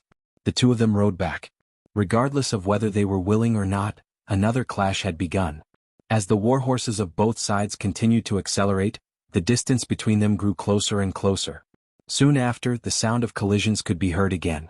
In a short period of time, Mu Qiong had continuously slashed out 3 times with his saber. The first 2 of the 3 slashes were still a clash. Their strengths were equally matched. But when it came to the 3rd slash, Gong Feng seemed to have no strength to attack. He changed from slashing to blocking. Gong Feng seemed to be exhausted. When Mu Qiong saw this, he was naturally overjoyed. He originally thought that his opponent was a fierce man. If that was the case, it would be difficult for him to win. If he wasn't careful, he might even lose his life here. But this 3rd slash had reignited his hope. He used all his strength and slashed out a 4th time when the 2 horses were about to cross paths. He wanted to see how he would block the 4th slash if he already had to block the 3rd slash. Mu Qiong had a confident smile on his face, as if victory was already in sight. But this smile quickly froze on his face. Because when he slashed out for the 4th time, he suddenly felt a pain in his back. Because of this, more than half of the strength in his body dissipated. The saber that he forcefully slashed out only hit the edge of Gong Feng's saber before it bounced back. This was all thanks to the fact that the 2 horses had already separated. Otherwise, if Gong Feng counterattacked while he was injured, Mu Qiong wouldn't have been able to escape even if he wanted to. The 2 horses separated for the 2nd time. The distance between them increased. When they reached a certain point, Gong Feng turned his horse around. At this moment, his eyes were glowing. Just now, he had drawn his other saber and attacked Mu Qiong with his left saber. This also meant that his next opponent was only a disabled person. Naturally, he was full of confidence. He wanted to see how his opponent would fare in the next clash. Gong Feng was in high spirits. He was ready for the next clash. Mu Qiong's expression was much worse. The back of his waist was still bleeding. His strength was also fading. If he didn't have great willpower, he might have already fallen off his horse. Mu Qiong forced himself to take a deep breath and recover his energy. As he turned his horse around, he also tore off a piece of his battle robe and wrapped it around his waist. Although this was of limited use, it could at least slow down the flow of blood. This gave him the strength to fight again. Charge! After feeling better and regaining some of his strength, Mu Qiong shouted again and charged in Gong Feng's direction. When 2 armies fought, there would naturally be chaos. Most of the time it would be a chaotic battle. This depended on the strength of each army and their understanding of formations. But in a chaotic battle, everyone was in danger. After all, no one knew where a saber would suddenly come from and take your life. Thus, luck played a large part in a big battle. This was also why most generals wouldn't take the initiative to charge. If they were unlucky and were struck by a saber the moment they charged into the enemy camp, wouldn't they die an unjust death? As for the battle between the generals of both sides, that was even more impossible. Think about how difficult it was to nurture a general. Why would they waste it in a one-on-one battle? That was only done in movies and TV dramas to create a tense and exciting atmosphere. But now the real scene was really happening. Gong Feng and Mu Qiong were really in a one-on-one battle to the death. The other warriors and soldiers also saw this, but no one went to stop him. Perhaps they had been warned before, or perhaps they were full of confidence in their general. Since no one stopped them, Mu Qiong could only brace himself and charge forward. If it was any other time, he could retreat if he was injured and no one would say anything. But now he was Baiming. The Liaodong cavalry's morale was tied to him. If he was defeated and retreated, the result could be imagined. There would be no chance for a comeback. In order to survive, in order to appear at the foot of Qian Mountain and deal a fatal blow to Yang Qindong, Mu Qiong was going all out. Ayaya! He shouted loudly as if he wanted to convey all his strength through his mouth. Mu Qiong was getting closer and closer to Gong Feng. Then he raised his saber high and slashed down from the sky. At this time, Mu Qiong had given up on defense. He only cared about attacking. Even if he died, he would severely injure Gong Feng to prove his strength. Gong Feng was not frightened by the other party's shouting. On the contrary, he stopped his warhorse. He did not want to give the other party a chance to turn back. The other party was already injured. Next, it was time for him to expand his victory. Relying on the horse's momentum and speed, Mu Qiong saber strike was not weak. With just one strike, he was able to bend Gong Feng's body, who had raised his saber to block. Mu Qiong's face flashed with a full smile. He was confident that he now had the upper hand. Next, as long as the other party relaxed, he would be able to cut Gong Feng in half. But when he still had that smile on his face, his abdomen hurt again. Another saber appeared and slashed in front of him. At this moment Mu Qiong finally knew how he was injured, but it was too late. When blood flew out in front of and behind him, he had less than 20% of his strength left. It was already extremely difficult for him to stand on his horse. How could he have the strength to fight to the death? Due to the excessive blood loss, Mu Qiong's body became weak and his vision became blurry. Mu Qiong could vaguely see a blade coming towards the door. He instinctively wanted to dodge, but his reaction was already very slow. Just as he moved his head slightly, the blade had already landed on his neck. His aorta was cut open and blood spurted out. With a plop, Mu Qiong, who had no strength left, fell off his horse. He fell to the ground and twitched for a moment before he stopped breathing. Mu Qiong was dead. He died under Gong Feng's 2 sabers. And the moment he fell to the ground, Gong Feng had already bent over and stood up. His head was still covered in blood in his hand. A loud shout immediately rang out on the battlefield. The enemy general is dead. Do you still want to continue struggling? Surrender and you will be spared. Surrender and you'll be spared. The 4,000 brave soldiers of the 1st Cavalry Division also shouted in unison. The 4,000 people shouted in unison, giving one a feeling of covering the sun. In that instant, some of the more cowardly Baiming Liaodong cavalry already couldn't help but throw away the sabers in their hands. Their faces were filled with horror. On the battlefield, there weren't many left of the 200 cavalry Mu Qiong brought. They didn't have enough troops to begin with and their morale was low. How could they be a match for the 5-star Army's cavalry? Not to mention, after a series of fierce battles, many Baiming Liaodong cavalry sabers were already broken in half. They couldn't pose any threat or harm to the enemy at all. How could they possibly win without even having weapons? This was where the 5-star Army's strength lay. This was especially true for an elite cavalry troop like the 1st Cavalry Division. The sabers in their hands were all forged in the Crimson City's arsenal. Be it in terms of sharpness or toughness, they were far superior to other sorts. Chapter 1345. Perhaps nothing could be seen at the beginning of the collision, but after a long time, it was very common for weapons to break. The soldiers were brave, the weapons were elite, and the rewards and punishments were clear. It was hard to find anyone who could be a match for such a team. Shouts rang out from all directions. With every shout, the 4,500 cavalrymen would take a step forward. Under this kind of intimidation, killing intent surged forth. More and more northern Ming Liaodong cavalrymen threw their weapons to the ground. There were even some who were frightened by this momentum and had already dismounted and knelt on the ground, acting as if they were surrendering. Mu Qiong was killed and his head was cut off. Now it was on Gong Feng's cavalry sword. Fang Dingshan was injured and fell to the ground. He could no longer ride or command the army. Without their commander, the northern Ming Liaodong cavalry finally saw the situation clearly. They knew that they had lost the upper hand. Immediately, more and more of them threw down their weapons and surrendered. Of the 2,000 cavalry, 600 were killed or injured. The rest surrendered. After surrendering, Gong Feng knew what kind of big fish he had encountered this time. He had killed the 3rd fierce general of the Baiming Liaodong cavalry, Mu Qiong, and captured the Baiming general Fang Dingshan. This was definitely a great achievement. Laughing heartily, Gong Feng immediately ordered the scouts to spread the news in all directions. After that, he brought the 5 regiments of warriors and personally escorted the 1,600 northern Ming cavalrymen to the main camp. The poor Fang Dingshan was being carried under a simple stretcher. The wounds on his body had been treated, and he was no longer bleeding. His mouth was also stuffed with a piece of cloth that someone had used before and it smelled very bad. This was not to humiliate him, but to prevent him from biting his tongue and committing suicide. On Qiyun Mountain, Yang Qindong and 2,000 Black Knight Dragon Guards had already finished cleaning up the battlefield. An incomparably huge dying monastery and more than 10 smaller dying monasteries had already been built. There were simply too many severed heads. It was impossible to put them all together, so they could only be divided into a dozen or so. However, it was precisely because of this that it gave off a very frightening feeling from afar. It was as if there were countless severed heads. When Division Commander Tian, who brought the 1st Star Army to the foot of Qiyun Mountain, he saw this scene. At this moment, even Division Commander Tian, who had killed countless people and never feared any enemy, had a shocked expression. He could no longer count the number of heads in front of him. Were these all killed by the Black Cavalry? They only had 2,000 people. How did they do it? Even if they used firearms, it was 2,000 against 100,000. If they were careless and the enemy cavalry charged up the mountain, the consequences would be very serious.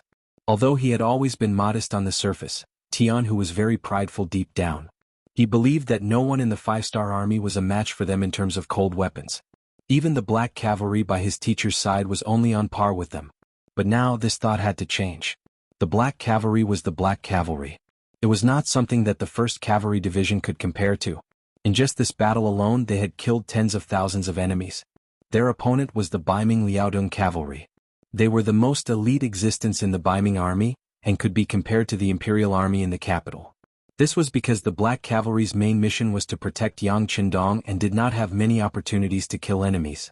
If they were like the 1st Cavalry Division and participated in every battle, their achievements would be much greater than his.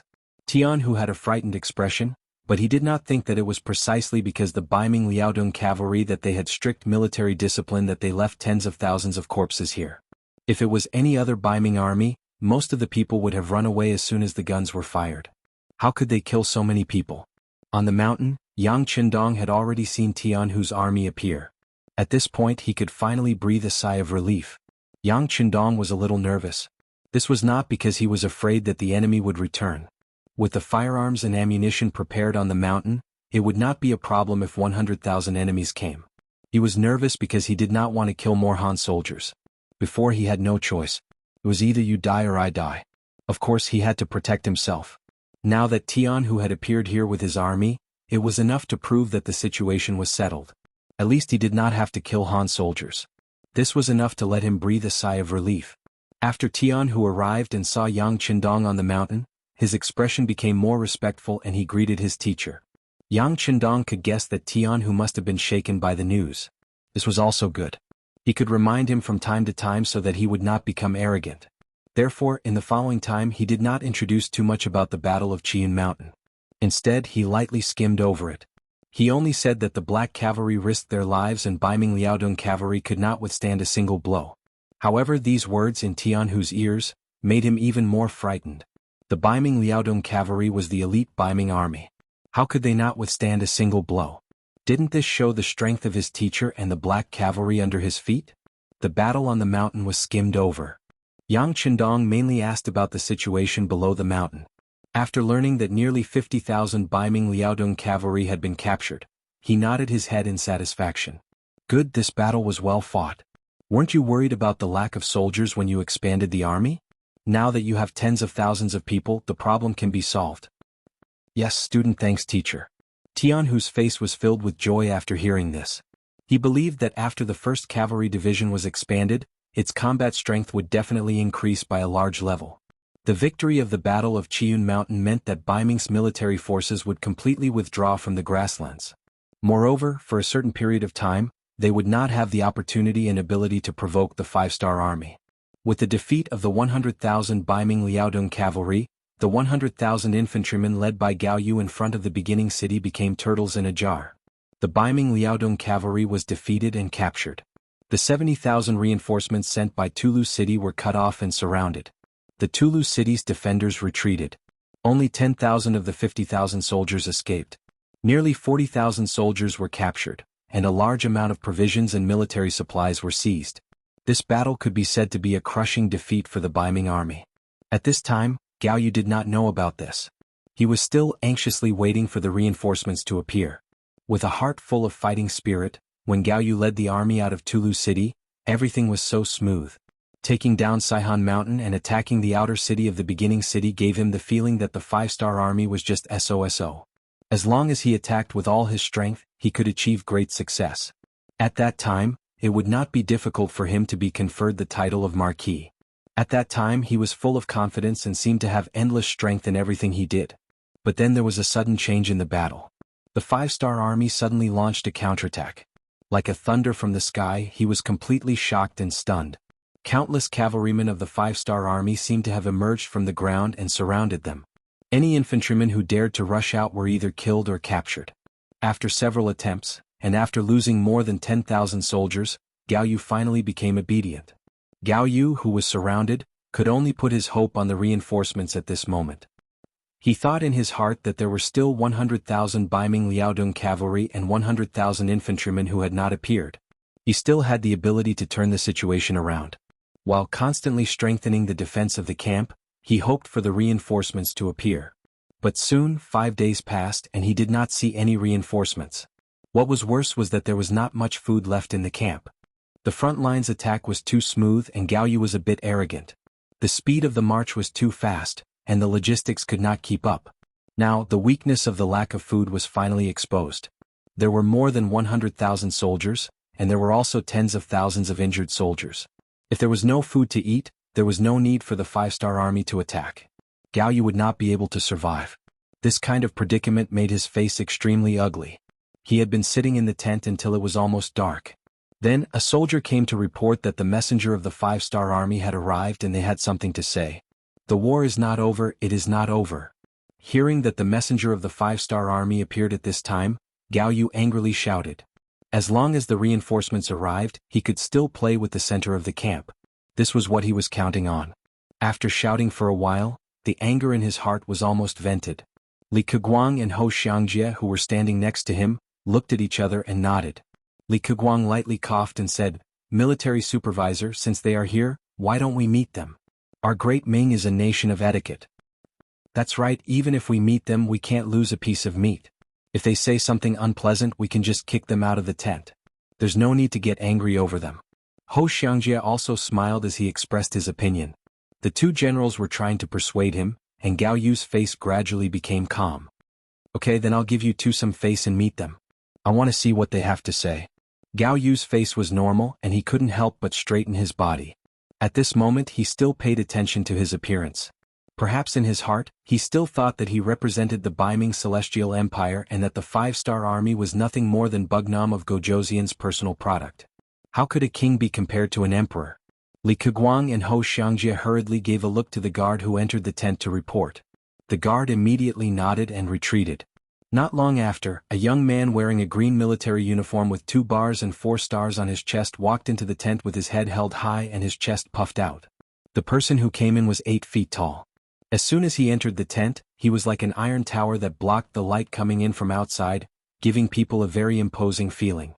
At this moment, Gao Yu suddenly had a feeling of darkness in front of his eyes, which made him very unhappy. He opened his mouth and said impatiently, "Who is it? What business do you have with this military supervisor?" Chapter 1346. The person who came was the new 1031 ST Division's commander, Gong Pingju. This time he was ordered by Commander Qin Feng to deliver a message to Gao Yu. Since the other party had already lost contact with the outside world, they needed to explain the situation and shatter the other party's illusions. "Army Supervisor Gao, I am the commander of 1031st Division Gong Pingju. I am here to deliver a message to Army Supervisor Gao." Gong Pingju's voice was solemn. There was no other expression on his face. There was no so-called arrogance or flattery. Gao Rang was very satisfied with Gong Pingju's attitude. What he was most afraid of was the other party's arrogance. Although he was at a disadvantage now, he still had hundreds of thousands of soldiers in his hands. If the other party's attitude was too arrogant, how could he tolerate it? Speak. Since the other party's attitude was not bad, Gao Yu was also interested to hear what they had to say. At this time not only Gao Yu, but even Li Keguang and Ho Xiangjie pricked up their ears. Intuition told them that the messenger of the 5-star army must have something important to say. When a pin drop could be heard in the tent, Gong Pingju's voice was loud and clear. "Army Supervisor Gao, just a day ago, Liaodong's 100,000 cavalry were surrounded and annihilated by Bugnam of Gojoseon. Fang Dingshan was captured, Luo Baikuan, Mu Qiong and others died in battle. 3 days ago our 5-star army captured Tulu City. Apart from the 10,000 soldiers who escaped to Wanquan City, the other 110,000 soldiers were captured.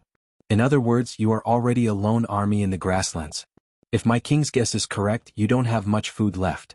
Considering that we are all Han, out of humanitarian reasons, your wounded soldiers can be sent out of the camp. We will arrange for people to receive them and treat them." At this time, Gao Yu's face was already very red. Intuition told him that the other party's words could be true, but he would never admit it verbally. Fang Dingshan's 100,000 Liaodong cavalry were so powerful. How could they be destroyed so easily? They must be lying to him. In a fit of anger, Gao Yu suddenly shouted, "Impossible, this is impossible. You must be trying to shake our morale so you spread such rumors here." In the face of Gao Yu's yelling, Gong Pingju shook his head in disappointment. This time, if the Baiming army didn't listen to Gao Yu's words and took the initiative to attack, it would have taken a lot of effort to deal with them. It could also be said that Gao Yu was at least 80% responsible for this defeat. Gong Pingju, who revered the strong, naturally looked down on all these actions. However, he wasn't going to remind the enemy out of kindness. Thus he just shook his head and cupped his fist. Inspector Gao, you don't have to believe me. I'm here to report this news to you. As for the wounded, it's best to hand them over. Otherwise, not only will they be unable to fight, they will also consume your limited food. It was really meaningless. Gong Pingju didn't wait for Gao Yu to make a decision. He turned around and left. His goal had been achieved and his mission was completed. As for what would happen next, he believed that as long as Gao Yu wasn't stupid, he would definitely hand over the wounded. Gong Pingju had already left. Gao Yu, who was left in the tent, had a stupefied expression. Before the messenger came, he still had some hope and ideas in his heart. But now all of these thoughts were shattered. He suddenly realized that he was like a clown.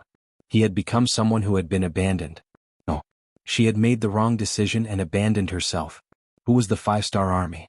If they were so easy to deal with, how could they drive Yeshin's world of Wara out of the grassland? If they were so easy to deal with, why were Annan and other countries, including the small Japanese Empire and North Korea, occupied by them? To think that he thought he was so powerful that he wanted to destroy the 5-star army. Now, hundreds of thousands of soldiers were killed, captured, and surrounded. And all of this was because he gave the order to attack and leave the city. He was already a sinner through the ages. He could imagine how the officials and censors in the court would accuse him once the news reached Baiming's capital. The Daizong Emperor would hate him so much that even if he died now, it wouldn't be enough to make up for his crimes. Thinking that her life was completely ruined like this, Gao Yu's face was full of tears at this moment. She lay on the desk and cried loudly. This scene was seen clearly by Li Keguang and Ho Xiangjie. This wasn't good news for them. Originally, he thought that by following behind Gao Yu with this army of hundreds of thousands, in addition to Gao Yu's background in the palace, this trip would be gilded. Once he achieved military merits, he would be willing to spend money and return with an official position. How wonderful would that be? But now, Gao Yu's army had been defeated. Not only that, from the tone of the 5-star army's commander, their entire army of 400,000 was finished. What military merits did they have now? All that was left was a life-and-death crisis. A gentleman wouldn't stand under a collapsing wall. Although these two couldn't be considered gentlemen, they knew that life was precious. In order to survive, people like them were willing to do anything. While Gao Yu was still crying, Li Keguang and Ho Xiangjie had already quietly left the tent. Not long after, the two met in a small tent. They dismissed everyone, and when there was no one else around, they no longer had any misgivings and spoke of their worries. Since they were vile people, they didn't have any so-called righteousness or loyalty in their eyes. They only cared about benefits in their lives. In the end, the two of them discussed and decided that in order to survive, they could only do something that would let down Gao Yu. If that didn't work, they would capture this person and surrender to the 5-star army. At the very least, they had to save their lives first. Due to their lack of understanding of the 5-star army, the two of them didn't immediately make this decision. First of all, they didn't fully believe Gong Pingju's words. What if the other party was lying to them? What if the reinforcements really appeared? Second of all, they wanted to see if the 5-star army really didn't kill captives. If that was the case, it wouldn't be too late for them to choose to surrender. Gong Pingju left. Although he didn't get a reply from Gao Yu, at least the 100,000 Baiming army that were surrounded had become obedient. Since there were no breakthroughs, it was obvious that their actions were effective. Naturally, this couldn't be separated from the secret agents that the intelligence agency had arranged in the Baiming army. They were either ordinary soldiers or sergeants or centurions. They didn't look very eye-catching. If the Baiming army's battle went smoothly, even if they said something unfavorable to the army, it wouldn't have any effect. But the sound of the wind and rain was completely different. Oftentimes, a single straw could overwhelm a camel at this time. Commander of Wanquan. Information about the situation on the front line was constantly sent here. The fast horse scouts, the secret agents, the intelligence personnel of the Genie Guards, and the soldiers of the East Faction Guards were all active. Through their various efforts, in addition to the fact that Yang Qindong had no intention of covering up the news, some of the true situations were sent to Marquis Wuching Shiheng, who was in charge of the formation here. At first, when he learned that Gao Yu's army was defeated, Shiheng still had a trace of joy in his heart. You want to jump over me to take over the leadership? Now you've suffered a defeat. Now you know why Marquis hasn't sent troops. The front line lost the battle, at least it proved that he was right. With this, Shiheng ate an extra bowl of rice when he was eating. However, when the bad news came back, he lost his appetite. This was especially true when he learned that Talu city had been taken down by the 5 astral army. Of the 100,000 soldiers in the city, only 10,000 had managed to escape. The rest had been taken captive by the 5 astral army. He felt that the situation had spiraled out of control. Then, when he heard that even the 100,000 Liaodong cavalry led by Fang Dingshan was defeated by the 5-star army, and half of them were killed and the other half were captured, Shiheng's face completely changed.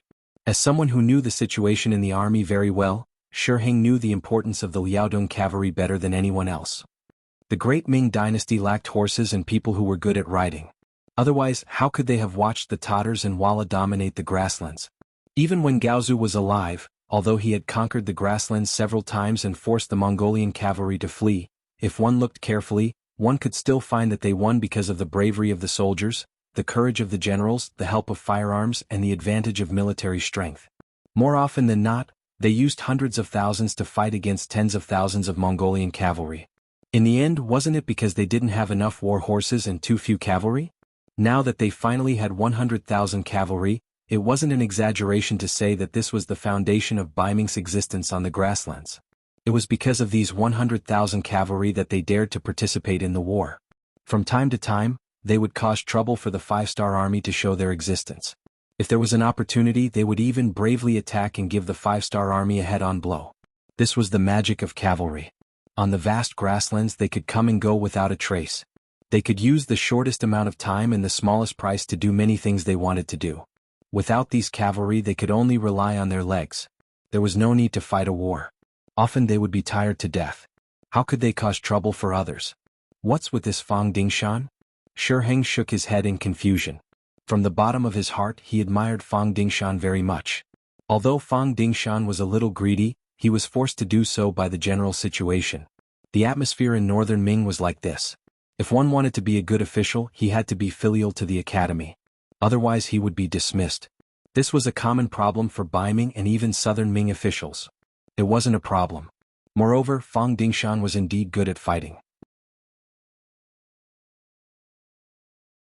Chapter 1347. Furthermore, this person also had a unique ability in training cavalry. Otherwise, how could he create 100,000 elite cavalry in such a short period of time?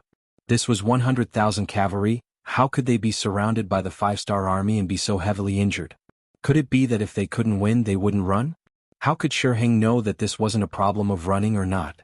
Instead, Fang Dingshan thought that the opportunity had arrived and took the initiative to send himself to his death.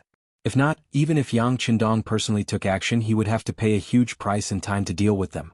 No matter what, Fang Dingshan had really lost. This was a huge matter. Thinking that his responsibility was about to become huge, Shiheng sat in front of the desk and started to write a memorial. He wanted to report this matter to the emperor and request for the emperor to send capable people to stabilize the situation in the Wanquan capital department. He also wanted to ask the imperial court for soldiers and salaries. Otherwise, if the 5-star army really attacked, how could he stop them? An urgent report was sent to the capital at the speed of 800 li. At this moment, the Baiming army was handing over 10,000 injured Han soldiers to the 5-star army. It was laughable to say that these injured soldiers were the products of the 5-star army's cavalry. Now they needed the enemy's help to treat them. This also caused many of the injured soldiers to be filled with worry. They really didn't know what was going to happen to them. As the other Ming soldiers received the military order, they couldn't resist. They could only watch as their comrades were taken away by the 5-star army's cavalry. Their eyes were filled with an inexplicable fear and uncertainty about the future. At this moment, the morale of the Baiming army began to drop rapidly. After all, they were injured by the enemy and had to be sent to the enemy for treatment.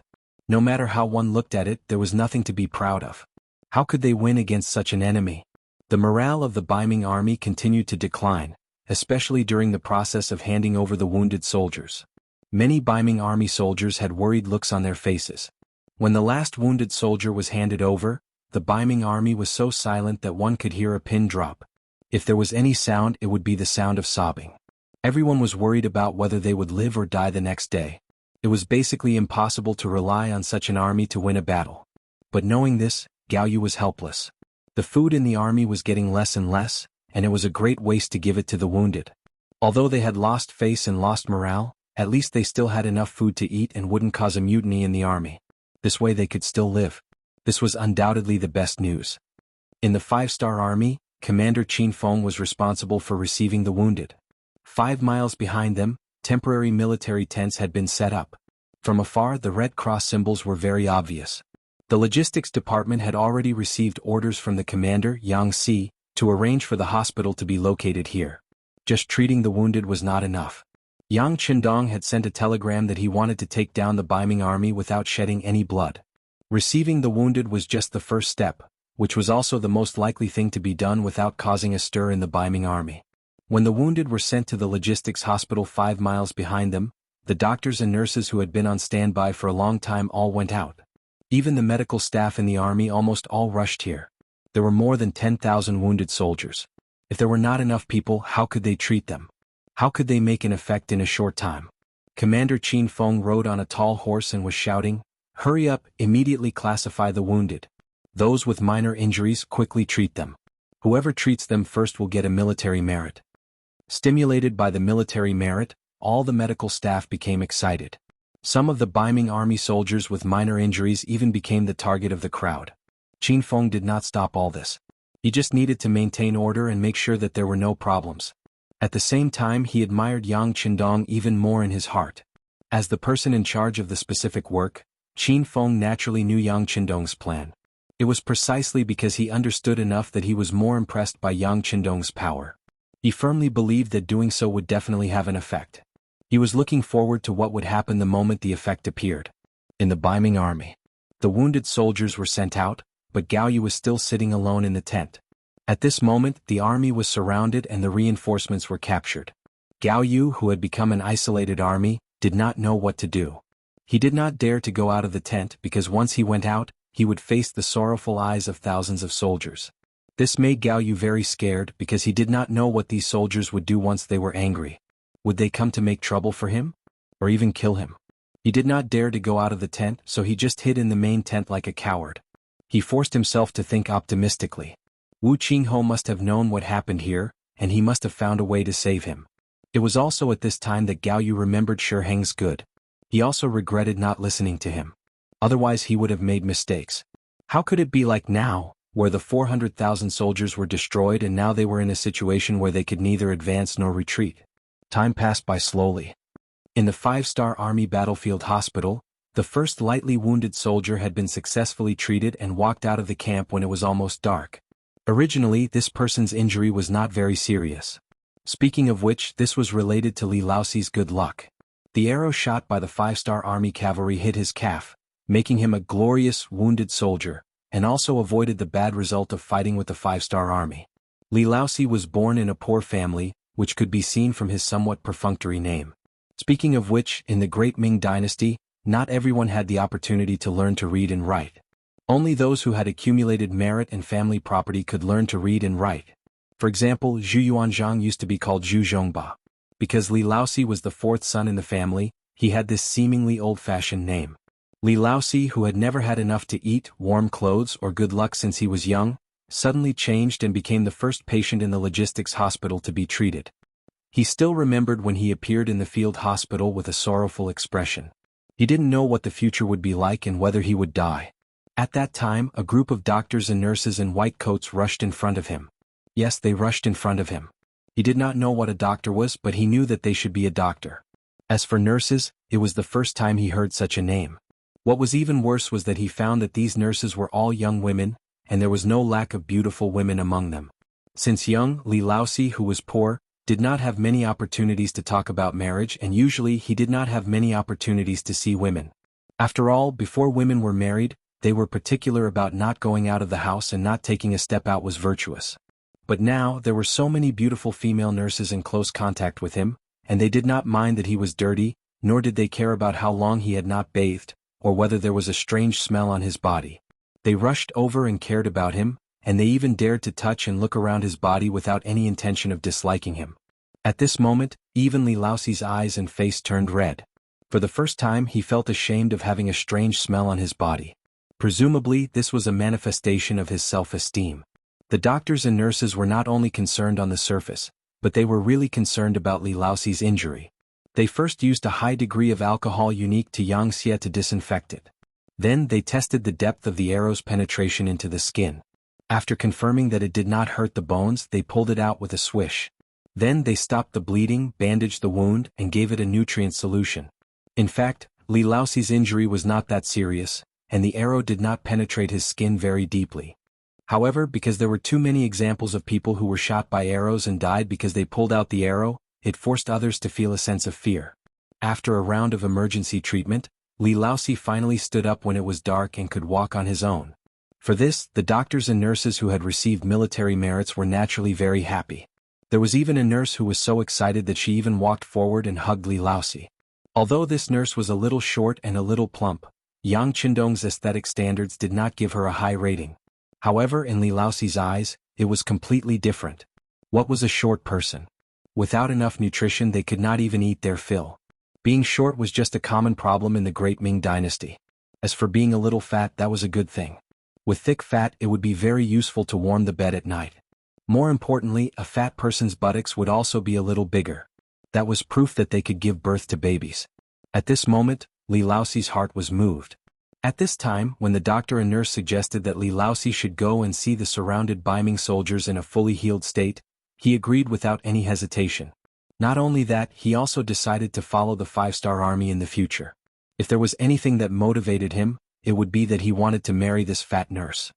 He had already heard that as long as he achieved military merits in the 5-star army and became an officer of a certain rank, he could apply for marriage. He also had the qualifications to find a female soldier as his wife if both parties were in love. Although Li Laoxi did not know what it meant to be in love, he did not understand. However, he knew that he liked this female nurse, and this female nurse was not betrothed yet. All of this was enough. Li Laoxi was the first to be treated. Before dawn the next day, there were more than 200 lightly injured people who walked out of their beds. They belonged to the group that did not have a lot of injuries, but they lacked sufficient medical help. When Commander Qin Feng arrived at the hospital early in the morning and saw the more than 300 Baiming soldiers who could already move freely, his eyes lit up. Good job. All the medical personnel have meritorious service. Later, report the specific name list. By the way, have they finished their ideological work? Chapter 1348. The doctors and nurses who had been waiting for the results all cheered happily when they heard that they could record the merit. When they were asked if they had done a good job, everyone answered excitedly, "Yes, they are grateful for our kindness and are willing to do things obediently." The ancients were mostly kind people. Naturally, they would repay the kindness of saving their lives. Furthermore, the request made by the doctors and nurses was not excessive. They only wanted them to walk around the encirclement of the northern Ming army. It was not dangerous or tiring, and they could even repay their benefactors for saving their lives. So why would they not do it? The answers of the medical staff made Commander Qin Feng very satisfied. He was in a good mood and immediately waved his arms and said, "Very good, let's go and prepare. Alright, take out the pigs and beef and give them to the Han soldiers who have abandoned the dark side. The quantity must be sufficient." Pigs were also called porpoises in the Great Ming Dynasty. They did not have much value in the past. In the end, it was because the way they were raised was not profitable and they could not be fattened. The input and output were not proportional, so naturally they were not paid attention to. The appearance of Yang Qindong changed everything. Not long after the boars were born, he fanned them. The pigs, who had no desires, began to eat and sleep. They had no desire to pursue a life of eating and sleeping. Naturally, their bodies also began to grow. Now, pork had become one of the indispensable meat in the entire Yangxia army. Even in the first city there were a lot of pigs. This time, a lot of them were transported to the front line. Now, it was not difficult to take out a small portion to provide for more than 300 wounded people. The more than 300 wounded people who had basically recovered had something in their hands. Some were holding a pig's trotter, some were fat pig's knuckle, and some were holding delicious beef. Under the protection of the cavalry of the 5-star army, they walked towards the encampment of the Baiming army. The originally listless and unmotivated Baiming army camp suddenly had a lot of cavalry of the 5-star army outside, which immediately attracted everyone's attention. Under the heavy encirclement, the Baiming army did not need to train anymore. This way they could save some food. They, who had nothing to do, suddenly found something interesting to watch. They quickly gathered together and stared at the slowly approaching 5-star army cavalry. The 5-star army's cavalry approached as if there was no one around. When the two sides were only 150 paces apart, and were about to reach the range of the arrows, the cavalry stopped advancing, and began to line up on both sides. In this way, the 300 or so Biming army soldiers who had recovered from their wounds appeared in front of everyone. They were all tearing up the meat in their hands, and their faces were filled with satisfaction. This sudden scene naturally aroused the curiosity of the Biming soldiers. They didn't know what the 5-star army was up to, so they just watched with wide eyes. But as he watched, he suddenly heard a shout. "Hey, isn't that Zhang Qi? Wasn't his arm injured? That arrow was still stuck in his arm yesterday. Why does it look like nothing happened now?" "That's Li Laosi. We're from the same hometown. He was shot in the calf, but why is he moving freely now?" "That's Jiao Shi too. He was also shot in the calf, but..." Shouts sounded one after another. Only then did everyone realize that the people who appeared here were the wounded soldiers who were sent out yesterday. They were also their comrades. They were still wounded yesterday, but now not only had their bodies recovered, they were even eating and drinking. This scene stimulated many people. Some of the soldiers who were useless or who had not eaten their fill couldn't help but swallow. It was obvious that they were hungry. Li Laosi and the others were like giant pandas being watched by people. They stood there and walked back and forth, trying their best to show off their abilities. Of course, their mouths weren't idle either. They kept eating and looking very happy. The display didn't last very long. In less than an hour, the 5-star army cavalry retreated with the 300 or so Biming prisoners. They didn't speak on the way here, but when they left, they shouted, "If there are any more wounded soldiers, our 5-star army will continue to receive them." The 5-star army finally left. The remaining Biming army soldiers looked at each other. They didn't know what to do. If they didn't fight, where would the wounded soldiers come from? Were these words passed down wrongly? However, there were also some astute people.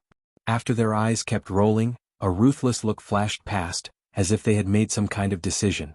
Not long after, more than an hour, many wounded soldiers suddenly appeared in the barracks.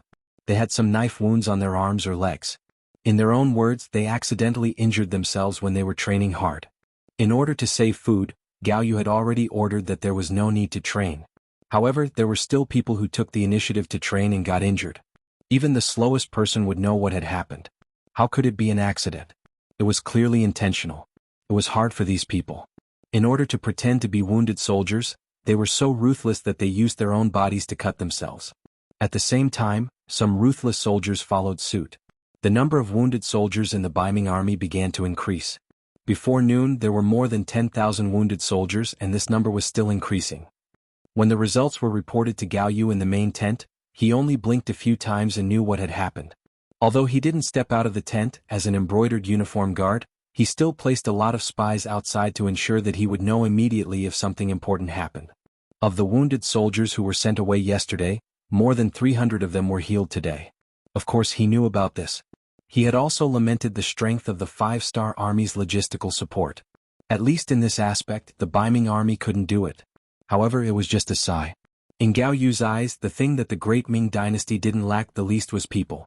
Especially after Ren Xuanji's rule, the great Ming dynasty's population had nearly doubled. In the eyes of the officials, people were the most worthless existence. The 5-star army expended a lot of effort to heal the wounded. This was a waste of resources and it must have cost a lot. With this money, wouldn't it be better to build a new army? With this mentality, Gao Yu didn't take this matter to heart. It wasn't until he heard the report that there were more than 10,000 wounded soldiers in the army, and the number was still increasing, that his face changed greatly. Gao Yu wasn't a brainless person. On the contrary, his thoughts were very active, and he quickly figured out the truth of the matter. It was because of this that he was very angry.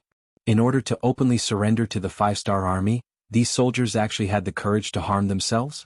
At this time, Gao Yu wanted to give the order to not send the wounded soldiers to the 5-star army's barracks. He wanted to see these soldiers fall into a trap of their own making. However, he quickly shook his head. At this time, it was easy to neglect but not easy to stop. Otherwise, a mutiny in the army would be unavoidable. Thinking that there wasn't much food left in the army, it would be better to send these soldiers who didn't have any integrity out. They could save a lot of food. Thus, he simply waved his pen and agreed to send these wounded soldiers to the 5-star army's barracks. At night, more than 18,000 Biming soldiers with all kinds of minor injuries were sent back to the barracks by the 5-star army's cavalry. When the other Biming army soldiers saw this scene, they fell into deep thought.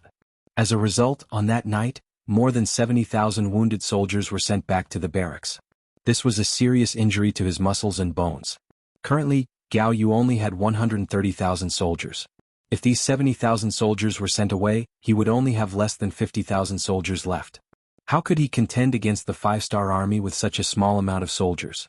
He was afraid that once the enemy charged over, he would be finished. However, if he agreed, wouldn't he be digging his own grave? If he didn't agree, he was afraid of a mutiny in the army. At this moment, Gao Yu realized that he had overestimated the loyalty of these soldiers to Biming. Did he think that only a few soldiers with no moral integrity would surrender? Gao Yu didn't know what integrity was. When a person didn't even have enough to eat, what integrity was there to talk about? If you tried to talk to him, it would be a light punishment if he didn't beat you until you couldn't take care of yourself. Gao Yu was having a headache. Li Keguang and Ho Xiangjie were also having a headache in a general's tent not far from the main tent. They had previously thought of surrendering to the 5-star army in order to survive. In fact, they had even made up their minds to tie up Gao Yu and surrender to the 5-star army. But now the situation had suddenly changed. Countless wounded soldiers had appeared. It seemed that they didn't need to tie people up to achieve their goal. The 5-star army treated the wounded extremely well. They didn't even kill normal soldiers. As generals, they shouldn't be killed so easily. Why don't we stab ourselves too? Ho Xiangjie thought about it and discussed with Li Keguang. How can we do that? Our bodies, hair, and skin were all given to us by our parents. How can we do something like self-harm? How can we face our parents who raised us? Li Keguang said righteously. However, only he knew that he just couldn't bring himself to do it. Ho Xiangjie was reprimanded and his face was a little red. How could he bring himself to do it? He just couldn't think of a way, so he gave it a try. Then what should we do? There are more than 70,000 wounded soldiers. Once we surrender, we'll be done for. Without an army, even if we're captured by the 5-star army in the end, we won't have any merits. No merits? This answer made Li Keguang very unhappy. He shook his head. No, we're generals. How can we be the same as other people? Even if we surrender, the 5-star army still has to earn merits. Are we really going to go against our superiors? Ho Xiangjie said with a bitter face. Chapter 1349. When Li Keguang heard that they were going against their superiors, a trace of hesitation appeared in his eyes. However, he quickly clenched his teeth and said, "This isn't us going against our superiors, but rather we're rescuing Army Supervisor Gao. Think about it, even we can see the current situation clearly. How smart is Army Supervisor Gao? How could he not see that the situation is hopeless? He didn't surrender only because he didn't want to lose face. Since that's the case, why don't we fulfill his wish?" Fulfill his wish? Ho Xiangjie had already thought of a certain possibility. Yes, fulfill his wish. How about this? We'll go find the other generals and say that Army Supervisor Gao doesn't agree to send these 70,000 wounded out. He wants to fight to the death with the 5-star army. That way they'll definitely listen to us. You and I can bring over 100,000 people to surrender to the 5-star army. It'll definitely be a great merit. Li Keguang said as if he had made some sort of decision. Since they wanted to make a contribution, they had to make ample preparations and succeed in one strike. Li Keguang had clearly made enough preparations and thought about a lot of things. Ho Xiangjie, who had always followed Li Keguang's lead, knew that he didn't have a choice. Moreover, he also had the same thoughts. He immediately nodded heavily. "All right, I fully support Brother Li. I'll do whatever you say." "Then let's gather the generals." Li Keguang's eyes carried a trace of ferocity. In order to survive, in order to make a contribution, he had made up his mind. Not far away in the tent, Gao Yu was still having a headache. The changes in the army were beyond his expectations. He was somewhat at a loss. Who knew if more wounded people would appear tomorrow after handing over these 70,000 people? If they all surrendered, he would become a general without an army. Then what was the point of holding on? Just as he was feeling conflicted, a burst of noise suddenly came from outside the tent. This made Gao Yu, who was already in a bad mood, couldn't help but shout loudly, "Who's making a racket outside the tent?" Gao Yu was the army supervisor and now the highest-ranking general in the army. When he was angry, he still had some dignity. However, this time, he had clearly miscalculated because the tent's curtain had already been lifted from the outside. Then, armored Li Keguang, Ho Xiangjie, and the others appeared in front of him with blades. Looking at the military uniforms in his hands, Gao Yu was still somewhat puzzled. What were they trying to do? Was there going to be a big war? Why was his commander completely unaware of this? While he was in a daze, Li Keguang suddenly pointed at him and said, "Come on, tie him up." As soon as he finished speaking, 4 big men rushed forward. Before Gao Yu could resist, they had already held him down and put him on the rope. Gao Yu was also a martial artist, so it was not easy for him to be restrained so easily. However, the person who came was too fast. When he was tied up, he was still a mess. Only when he felt that his arm could no longer move did he remember something. He shouted, "Li Keguang, you dare to rebel? Do you want to be exterminated? All right, Inspector Gao, you don't have to shout anymore. As the saying goes, a wise man submits to circumstances. This general brought everyone here to save you. Now shut his mouth. We'll talk about it again when he thinks clearly." Of course, Li Keguang was afraid that his family would be exterminated. However, this time he had already convinced the generals. Everyone made the decision together and even signed their names. With this evidence, even if the imperial court questioned them, everyone's words and deeds would be the same. Then, when the imperial court found out about this matter, would they punish everyone? Would the imperial court do this? In Li Keguang's opinion, they would not. Now, the imperial court was in need of people. If they really did this, it would only disappoint the generals. What's more, the Li family had some influence. Together with the other generals, they weren't an existence that could be bullied by anyone. Of course, after surrendering to the 5-star army, Li Keguang also had to rely on Bugnam of Gojoseon's help to intercede. With this two-pronged approach, he was naturally relieved. Gao Yu was tied up tightly. That night, there were many more people on night duty in the Baiming army camp. At dawn, a fast horse left the camp, carrying the integrity and request of Li Keguang and others, and went straight to the 5-star army. Gao Yu was actually arrested. After Qin Feng saw the letter sent by the Baiming messenger, he was somewhat surprised. However, after thinking about it carefully, everything was reasonable. Surrendering was, of course, a good thing. However, Li Keguang and others also made their own request.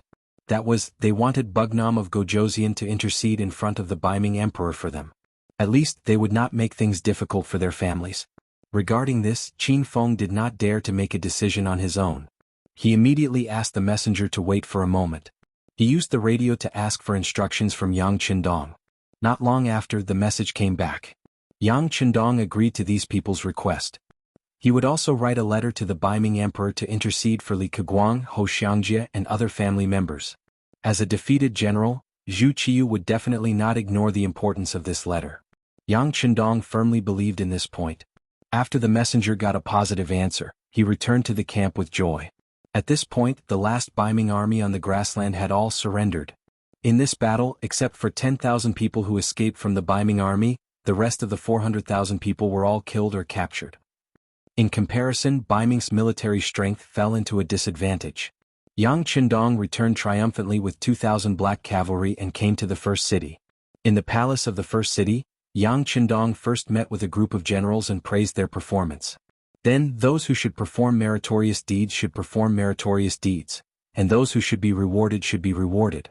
After the generals retreated, Yu Mian, the lord of the first city, stood in front of Yang Qindong. Next to him was Tiger's Mane, the commander of the new army, and Yang Si, the commander of the logistics command. "You've worked hard," Yang Qindong said with a satisfied expression as he looked at these 3 trusted subordinates. "Young master, 6th young master, has worked hard." The 3 of them did not dare to claim credit and quickly replied respectfully. "All right, we're not outsiders, so let's be casual. Now on this grassland there's no Baiming army coming to cause trouble, and there's no Walla and Tartars harassment. Next, it's a period of great development. Are you ready?" Yang Qindong asked with bright eyes. "6th young master, as you said, everything is ready," Yu Mian replied with cupped fists. Yang Si, who was at the side, also had an excited look on his face. "Young master, the people are in place and the tools are ready. We're just waiting for the order." What the 2 of them were talking about was what Yang Qindong had mentioned before. The silver mineral reserves on the grassland were astonishing. In the future, the Mongol Empire had benefited a lot from this place. Now that they had not appeared and it was impossible for them to appear, these benefits naturally belonged to Yangxia. Just in this area alone, in terms of copper mines in the future, it was known as China's 6 great copper veins. Its reserves and quality were the best in the world. In the Great Ming Dynasty, almost all of the Great Ming Dynasty's copper veins were in the hands of the imperial court. Yang Xie tried his best, but it was difficult to obtain them. But now it was different. Occupying this place was equivalent to having more mines. Not only that, but there were also large amounts of lead, zinc, cobalt, gold and silver mines. This was a huge treasure trove. Yang Qindong didn't dare to do it before because there were too many uncertainties. If he couldn't guarantee safety, once the enemy appeared during the mining process, wouldn't he be making a wedding dress for others? Now that Baiming's army had been defeated, there were no other decent enemies here. The matter of mining could finally be brought up to his daily work. Good, I'll leave this matter to the three of you. Just follow the map. Believe in this, Prince, the results will definitely surprise you. Yang Qindong laughed loudly. After finishing this important matter, Yang Qindong talked about the southern Ming dynasty. We have won this battle. The request we made before will not change. 1 million people of the great Ming dynasty must be sent over. Then you can choose a few suitable people and send them to Crimson City. Also, there is no need to return these hundreds of thousands of Baiming prisoners. If they must, Gao Yu and a few other generals can be sent back, but not a single soldier. Understand? This was Yang Qindong's arrangement for returning to Crimson City. Speaking of which, it had been more than 2 years since he left Crimson City. His wife and children were there, as well as many developing munitions factories. There were also too many things that he needed to worry about, so he had to go back. Tiger's man and the other two naturally knew that the sixth young master was going back to Crimson City. Such military secrets would not be hidden from them. The three immediately knelt down and kowtowed. I wish the young master a safe journey and good health. Ah, good, I'll take advantage of your auspicious words. I'll leave the matters here to you. After laughing loudly, Yang Qindong immediately let Beta Persei attend the banquet. For a moment, the guests and the host were happy. On the morning of the third day, Yang Qindong left the first city with 2,000 black cavalry and headed towards the 3 eastern provinces. Baiming's capital. In the throne room there was a solemn atmosphere. A memorial was scattered on the ground, and the words written on it were floating everywhere. All the officials did not even dare to breathe loudly. Zhu Qiyu was really angry. Although he was able to obtain the throne, it was inseparable from the support of all the officials. However, the battle report sent by Marquis Shiheng had angered him. At this moment, he was standing in front of the golden dragon throne with his hands on his waist. He looked like a shrew who was cursing in the street. The battle report was sent by Shiheng. It was about the defeat of the Baiming army after they left Tulu City. Even though the situation regarding the aftermath hadn't arrived yet, just the news that the 5-star army was attacking Tulu City and that the city was already in danger was enough to make Zhu Qiyu's rage overflow to the heavens. Everyone knew that once Talu City was lost, the 400,000 soldiers of northern Ming would be like children without a mother. Unless they could take down Shi City, the 400,000 soldiers would not be able to return due to the lack of rations. All the ministers in the hall who had some brains naturally saw this. It was precisely because of this that no one dared to speak out.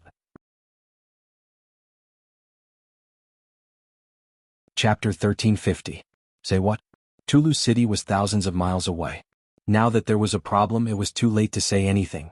As for ordering the army to reinforce, Wu Qingho was in the Wanquan City division. He should have gone to help, but he didn't because he had no soldiers at his disposal. What else could the others do? No matter what he said, it would be too late to do anything.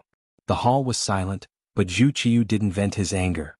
He continued to glare with bloodshot eyes, his face filled with unwillingness as he roared, "Say something! Say something! Aren't you all quite powerful? The words of the Holy Sun come out of your mouth. Now that the country is in trouble, is there anyone who can share our burden?" The hall was still silent. This was war and people would die. It wasn't some ordinary task. If they couldn't do it well, they could think of a way to make up for it, or even find an excuse to make someone else take the blame. But on the battlefield, if they lost, they would be captured if they didn't die. How could there be room for excuses? Who wasn't afraid of death? This was especially true for the ministers who were used to the emperor's grace. They lived in luxury every day, only wishing that their days would be a bit slower. Who would take the initiative to seek death? The civil officials didn't say anything, and the generals were the same.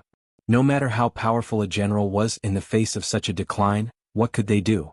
War required planning, which involved mobilizing troops, provisions, supplies, and familiarizing oneself with the situation of the army.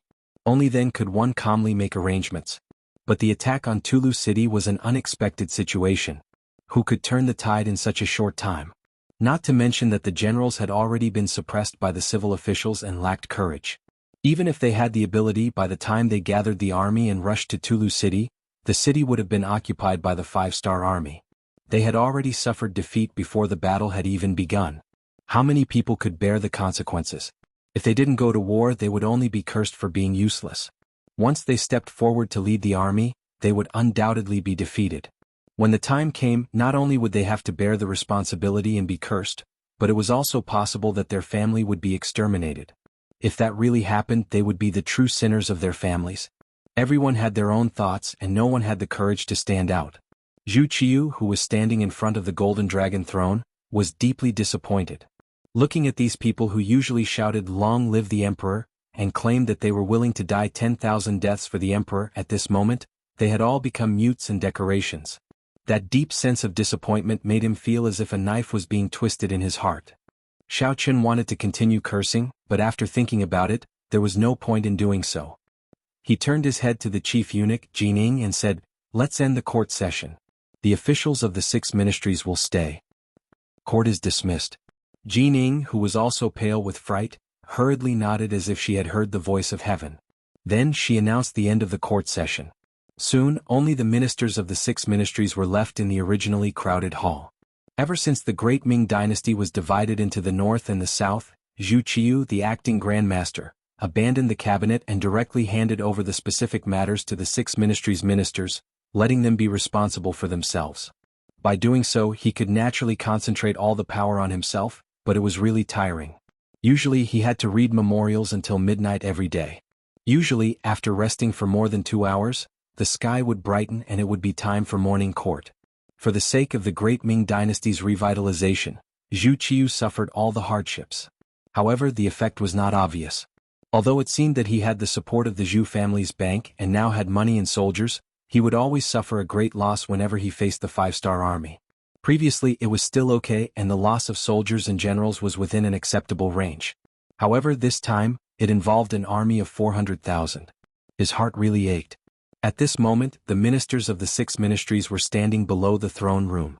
Each of them had their heads lowered like primary school students who had made a mistake. Zhu Qiu looked down at the 6 ministries' ministers. His mood was not very good. Especially when his gaze landed on the Minister of Rights, Hu Xiao. A wave of anger rose from the bottom of his heart. This person had married his granddaughter to Yang Qindong. If someone said that such a person could be loyal to him, he definitely would not believe it. However, as the oldest official in the court, Hu Xiao could be said to have done things flawlessly. In addition, he had always been very popular, so it was not easy to find fault with him. Of course, he was just a minister. It was not difficult for Zhu Qiu, who already had all the power in his hands, to remove him. However, he was worried. He was worried that if he suddenly stabbed Hu Xiao, it would incur the wrath of Yang Qindong. Although the 5-star army was strong, looking at its history, they had never found trouble with Baiming. On the contrary, it was always him who took the initiative to provoke them. Could it be that the 5-star army did not have the strength to do so? Zhu Qiu did not think so. The reason why the other party did not make a move was because he had too many misgivings. For example, the members of the Yang family. Yang Qindong's brothers and sisters were all in the capital. Also, wasn't this Hu Xiao an existence that he was afraid of? As an emperor, he could not let his emotions affect his decisions. He had to consider all the relationships and take the big picture into consideration. Take this Hu Xiao for example. Although Zhu Qiu knew that he could not sincerely use him, given that he had not done anything to harm Baiming's interests, Zhu Qiu could only tolerate him for now. Fortunately, as the countries around Baiming were all under Yang Qindong's control, the Bureau of Rights was of little use. Whether or not it was, there was not much difference. Zhu Qiu lightly coughed and turned his attention to the other ministers. Sweeping his gaze around, he said, "My beloved subjects, it is time for everyone to come up with a plan for how to deal with the siege of Talu City." There were too many people in the hall, and I presume that my beloved subjects did not want to say anything. Now that there are no outsiders, we can say whatever we want behind closed doors. We will pardon all of you. Zhu Qiu's tone was amiable and his voice was gentle. Yes, I was not angry when you did not express your stance. After all, there were too many people, and what if you said something wrong? But now there is no one else here. If you have any ideas, feel free to say it. Regardless of whether it is right or wrong, you are not wrong. It was not easy for Zhu Qiu to use such a tone. At the same time, he looked at the 6 ministers expectantly, waiting for them to come up with a plan to solve the problem. Reality disappointed him once again. The hall fell into silence again. The 6 ministers were like mutes. They lowered their heads and did not speak. It was as if there was a beautiful pattern on the ground that was worth studying. Zhu Qiu endured it when everyone did not speak up. But now he had already said so much but no one said a word. This was somewhat unacceptable. If it wasn't for the fact that he was in dire need of manpower and it wasn't appropriate to make a big fuss about it, he was afraid that he would have to teach these two people a lesson today to intimidate them. Forcibly suppressing the anger in his heart, he finally decided to listen to everyone's opinions by name. Didn't you all say nothing? Then I will ask one by one. Let's see if you still dare to not speak. His gaze first fell on the Minister of Personnel, Wang Ji. He was a big shot in charge of human resources. Since it was a war, he naturally had to choose a general first. Asking Wang Ji was a matter of course.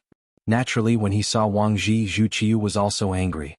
He would not forget that this person's grandson, Wang Xijing, had learned Yang Qindong's teachings. He should be teaching at the headquarters of Yang Qindong, the place called Qiqin City. Such a person would probably be disloyal. Shaking his head, Zhu Qiu threw these undesirable thoughts aside. Forget it. Speaking of which, all the civil and military officials in the imperial court were once officials of the same court as Yang Qindong. Was he going to investigate them and remove them from their positions? Suppressing the anger in his heart, he looked at Wang Ji and said, "Minister Wang, tell me your opinion."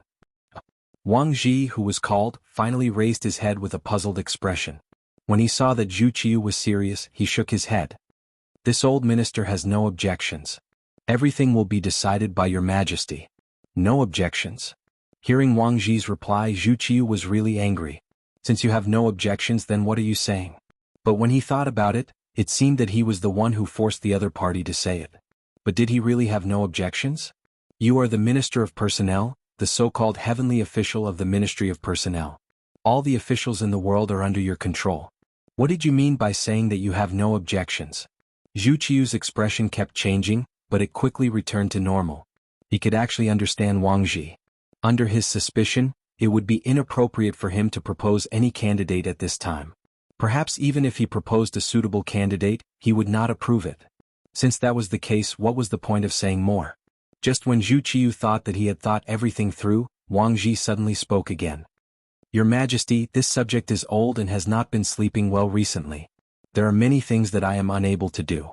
Therefore, I would like to resign and retire to the countryside.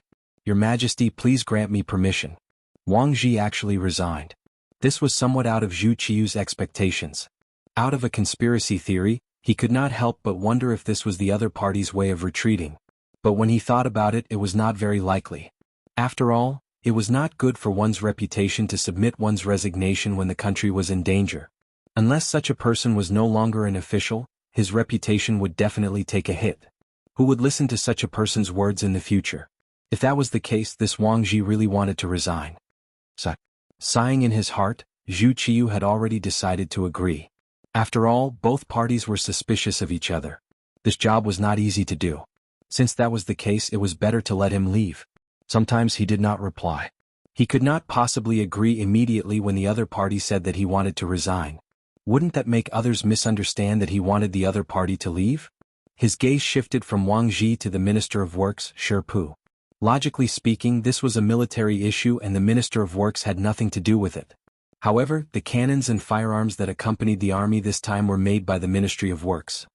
Now that the army was defeated, did that mean that the Ministry of Works did not do a good job? Chapter 1351. When Shi Pu's name was called, he immediately knelt on the ground. Your Majesty, this old subject is guilty. This old subject deserves 10,000 deaths. Zhu Qiu frowned when he didn't even say anything. Why did Shi Pu have such an attitude? Zhu Qiu frowned, but the other party quickly gave him an answer. Your Majesty, a 5-star military fire weapon is so powerful that it's not something we can compare with. In terms of firearms alone, we're not their match at all. Shi Pu almost cried for real. It was evident that he knew his weapon was inferior to the other parties. Speaking of which, compared to the technology and weapons brought by Yang Qindong, it would be more shocking if the Ministry of Works could produce similar products. Shi Pu was naturally aware of this point. Afraid that he would be punished for this, he took the initiative to bring it up. His kneeling caused Zhu Qiu to lose the idea of asking him for a plan. This kind of person was already frightened by the 5-star army. Could he still rely on him to come up with any good ideas? Shaking his head, Zhu Qiu wanted to call for another minister. But at this time, the Crown Prince's junior tutor, Grand Scholar and Minister of Justice, Su Yozhen, spoke without being asked. Your Majesty, this subject believes that it will be difficult to solve the siege of Lu City. Finally, someone took the initiative to speak. Zhu Qiu was happy in his heart. When he looked at Su Yozhen, his tone became much gentler. Beloved official Su, please continue. Yes. Su Yozhen cupped his fists with a solemn expression. Your Majesty, the bravery of the 5-star army is unimaginable. With their firearms, I'm afraid that by the time the memorial reaches the capital would have already fallen into their hands. For a city that has already been conquered, it would be useless no matter how much effort we put in. Rather than this, why not place the all-encompassing department on the front lines and increase the number of troops there while considering the matter of negotiating with the 5-star army? No tribute, no land, no reparations, no political marriages, and no titles of kings with different surnames. These were the great Ming's strength of character. It was a pity that after the great Ming divided the south, its strength was not as strong as before. Many rules had also changed. Let's talk about not being conferred the title of king. Where did Bugnam of Gojoseon come from? Since he had already broken the ancestral rules, what harm was there in breaking a few more? This was what Su Yozhen meant when she proposed to negotiate with the 5-star army. After saying all this, he took a step back. He knew that some things needed to be considered. The more he said before that, the more mistakes he would make. Sure enough, when Zhu Qiu heard that they were going to negotiate with the 5-star army, her face became very ugly. An ominous glint flashed in his eyes, representing the anger in his heart. As the saying goes, if the monarch is humiliated, his subjects will die. However, when he looked at the other 5 ministers, their expressions didn't change at all. It was as if Su Yozhen's words were nothing out of the ordinary. The hall fell into silence once more, and only the sound of Zhu Qiu's heavy breathing could be heard. Zhu Qiu was originally an ambitious emperor. Ever since he took the position, he had been diligent in government affairs. It could be seen from the fact that he had less than 6 hours of rest every day. Unfortunately, one of the biggest lies in the world was that if you worked hard, you would succeed. This was because many people were indeed very capable, but they always lacked a bit of luck or talent. In the end, their wishes didn't come true. Zhu Qiu belonged to the type of people who were very unlucky. Not to mention that in history he was overturned by Zhu Qishan. Just the fact that he met Yang Qindong in this life had already determined his fate. No matter how hard he worked, he wouldn't be able to unify the great Ming. The result of his hard work was that Baiming would be destroyed a little later than usual. With the difficulty in front of him, Zhu Qiu naturally didn't want to lower his head. However, reality was so cruel. The 5-star army was so powerful. If he still stubbornly insisted on going against the 5-star army, he might even lose his family fortune. He might even lose the throne. This situation was so big that he had to consider it carefully. Could he really afford to gamble? He had the heart to kill the enemy, but he was powerless to reverse the situation. This sentence was the most appropriate to describe Zhu Qiu. When a person's strength wasn't strong, even if they were angry, they couldn't do anything. Moreover, if one wanted to achieve great things, they couldn't let their emotions affect their decisions. Thinking about Baiming's current situation, even if he wanted to mobilize the army, it would take time. Moreover, their fighting strength was so weak that even Zhu Qiu didn't have confidence. In the end, after a long sigh, Zhu Qiu's mood began to stabilize again. Su Yozhen, who had been secretly observing, saw that Zhu Qiu's mood was gradually stabilizing. She took a small step forward and said, "Your Majesty, a little impatience spoils great plans." Su Yozhen's actions were just to give Zhu Qiu a way out. After hearing this, Zhu Qiu sighed and said, "That's right. Beloved official Su is right. The strength of the 5-star army isn't something we can fight against without making preparations. Since it's like this, let's talk with them. Didn't they say they wanted 1,000,000 commoners last time? Let's discuss this matter and see if it can be done." Although it was a question, the fact that Zhu Qiu was able to say these words already proved that he approved of this proposal. Otherwise, why would he casually mention it? It had to be said that the so-called commoners in the eyes of the emperor mostly referred to the commoners that could be seen.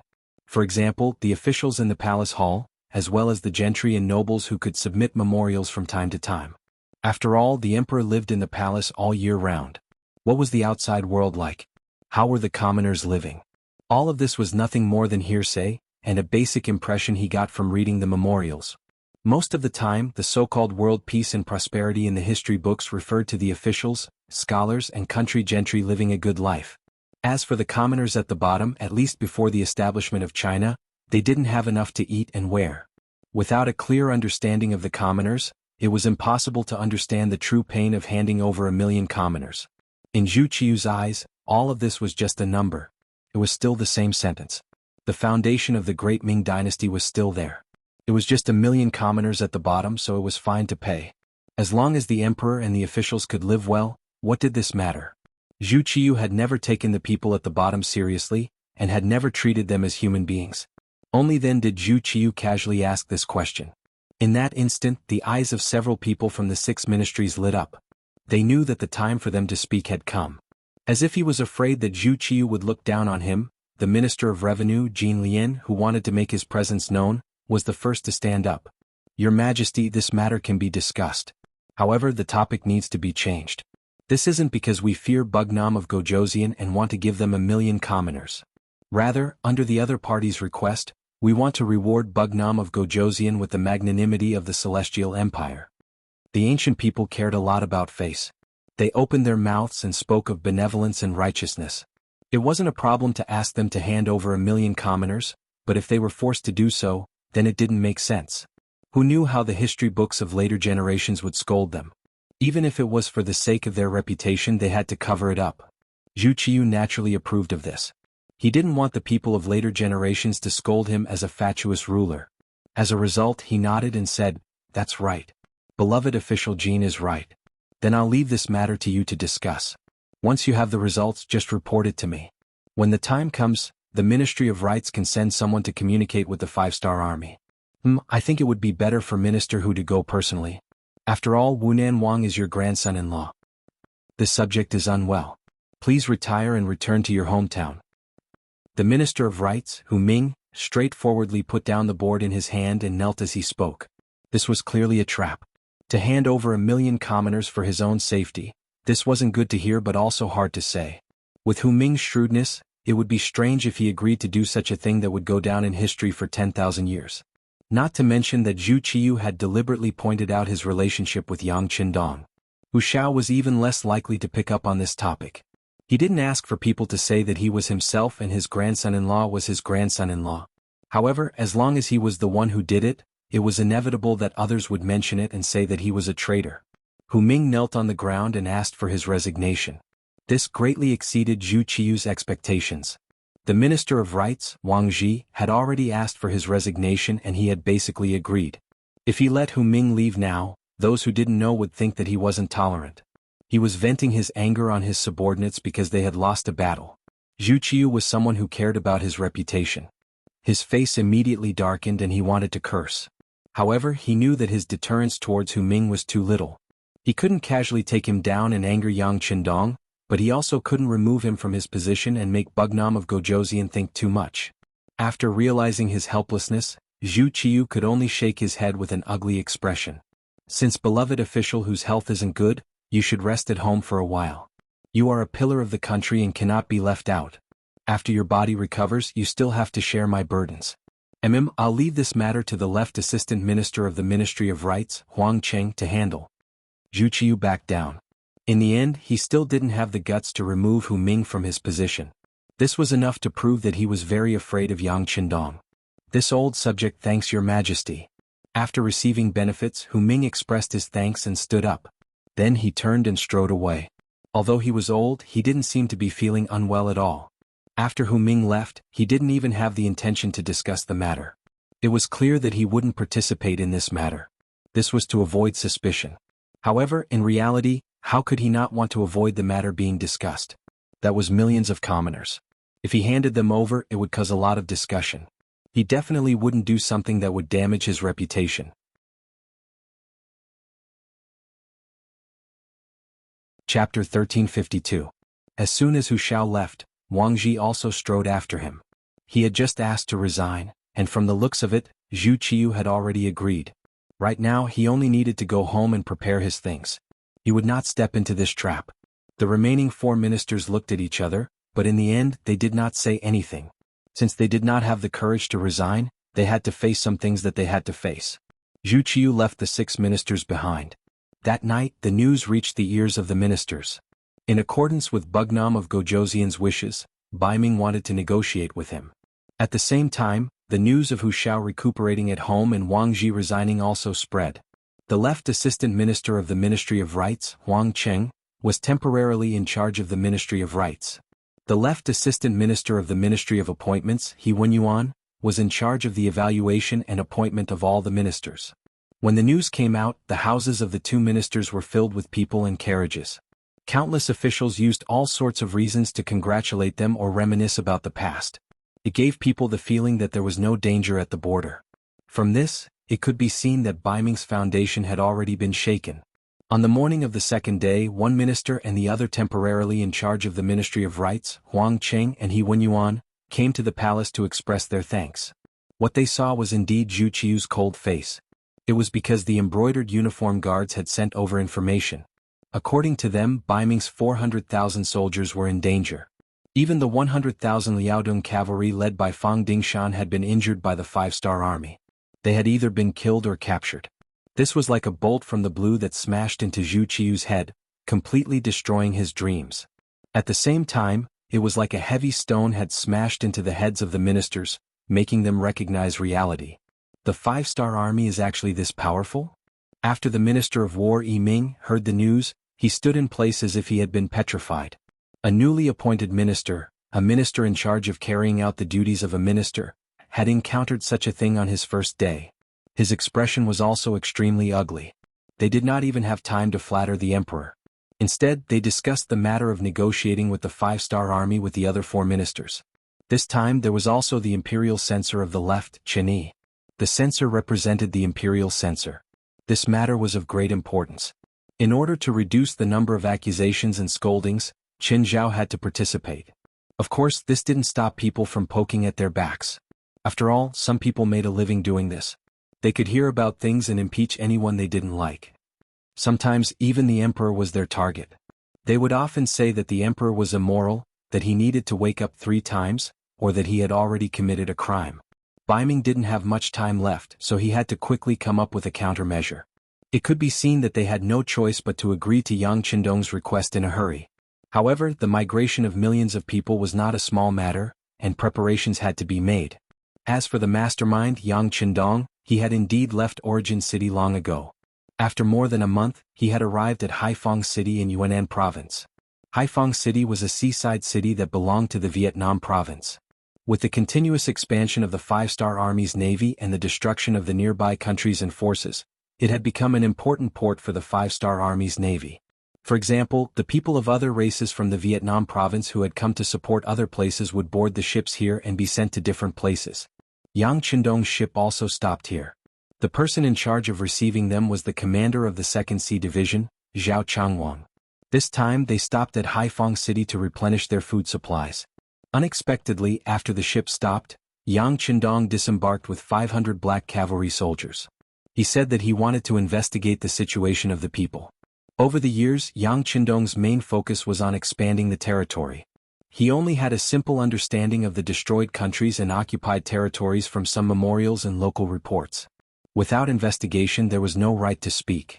It wasn't that Yang Qindong didn't trust his officials, but he was worried about the situation below. Sometimes even the officials he appointed would be fooled by the people below. Wasn't there a saying among the people?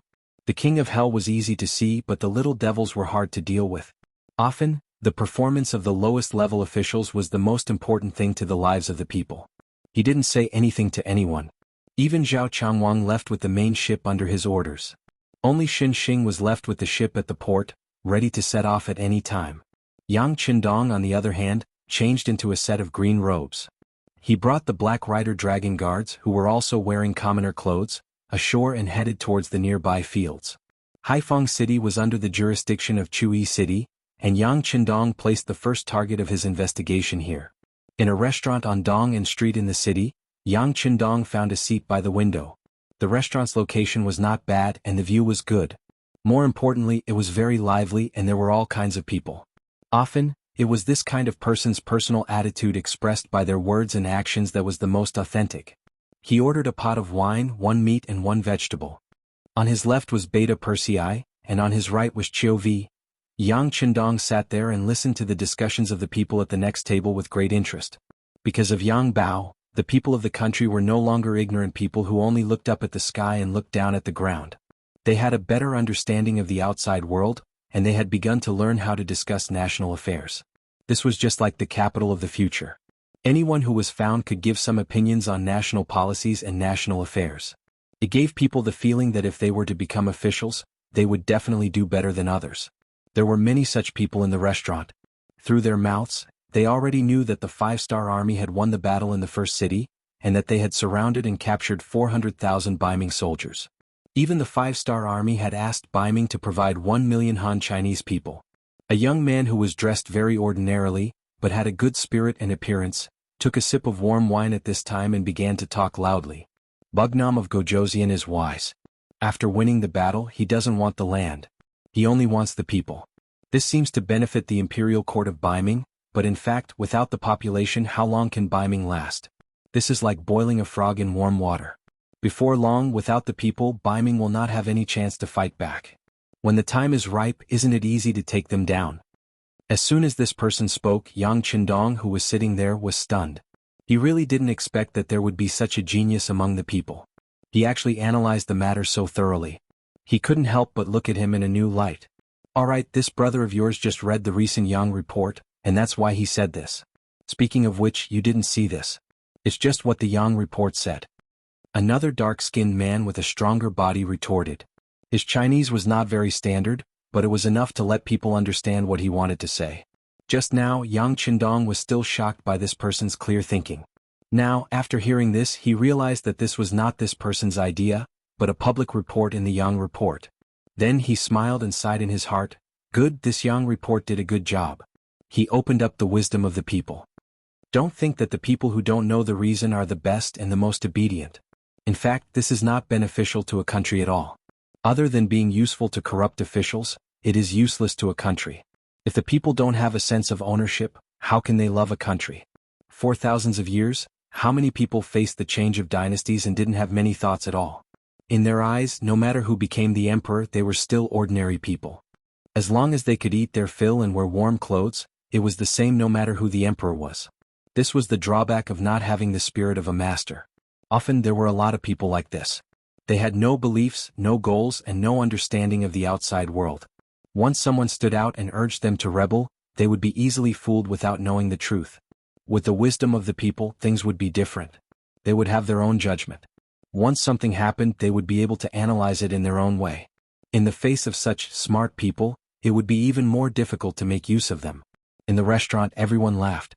The man who spoke first didn't get angry because he was exposed. Instead, he said with conviction, "It's true that what Yang Bao said just now was true. However, I agree with him and can use him. What can you do about it?" "Ah, there's nothing we can do about it. You are so wise and powerful." The others laughed loudly and said. The atmosphere in the restaurant was good. Obviously, many people were excited because they could participate in the discussion of the country's affairs. It seemed that this could prove that they were useful people. They were no longer muddle-headed people who didn't know what the outside world was and didn't know what to do tomorrow. Yang Qindong waited for half an hour. He saw groups of people leave and groups of people come. From their mouths he heard many things about Yizu City and even Vietnam. There were all kinds of big and small things. For example, someone in the East City got married. Someone in the West City got a military merit because his son joined the 5-star army. Not long ago, the local Vietnamese auxiliary soldiers beat gongs and drums and sent a certificate of merit and rice noodles. Old Wang in the South City had a better harvest this year than anyone else. He was already named as an agricultural pioneer and so on. Naturally, there were also some minor officials who were sued because they overcharged a merchant or a commoner. They were arrested and sent to the Yamen. There were also people who shouted that Governor Luan was a wise man. From these trivial matters, Yang Qindong's expression had always been good. It was said that one could see the whole leopard from a single spot and see the overall situation from a corner. Just from the information obtained in the restaurant, it could be seen that the entire Yizu city was still very good. At least, Yang Qindong was satisfied. Although there were some small flaws such as some minor officials who did not abide by the law, this was unavoidable.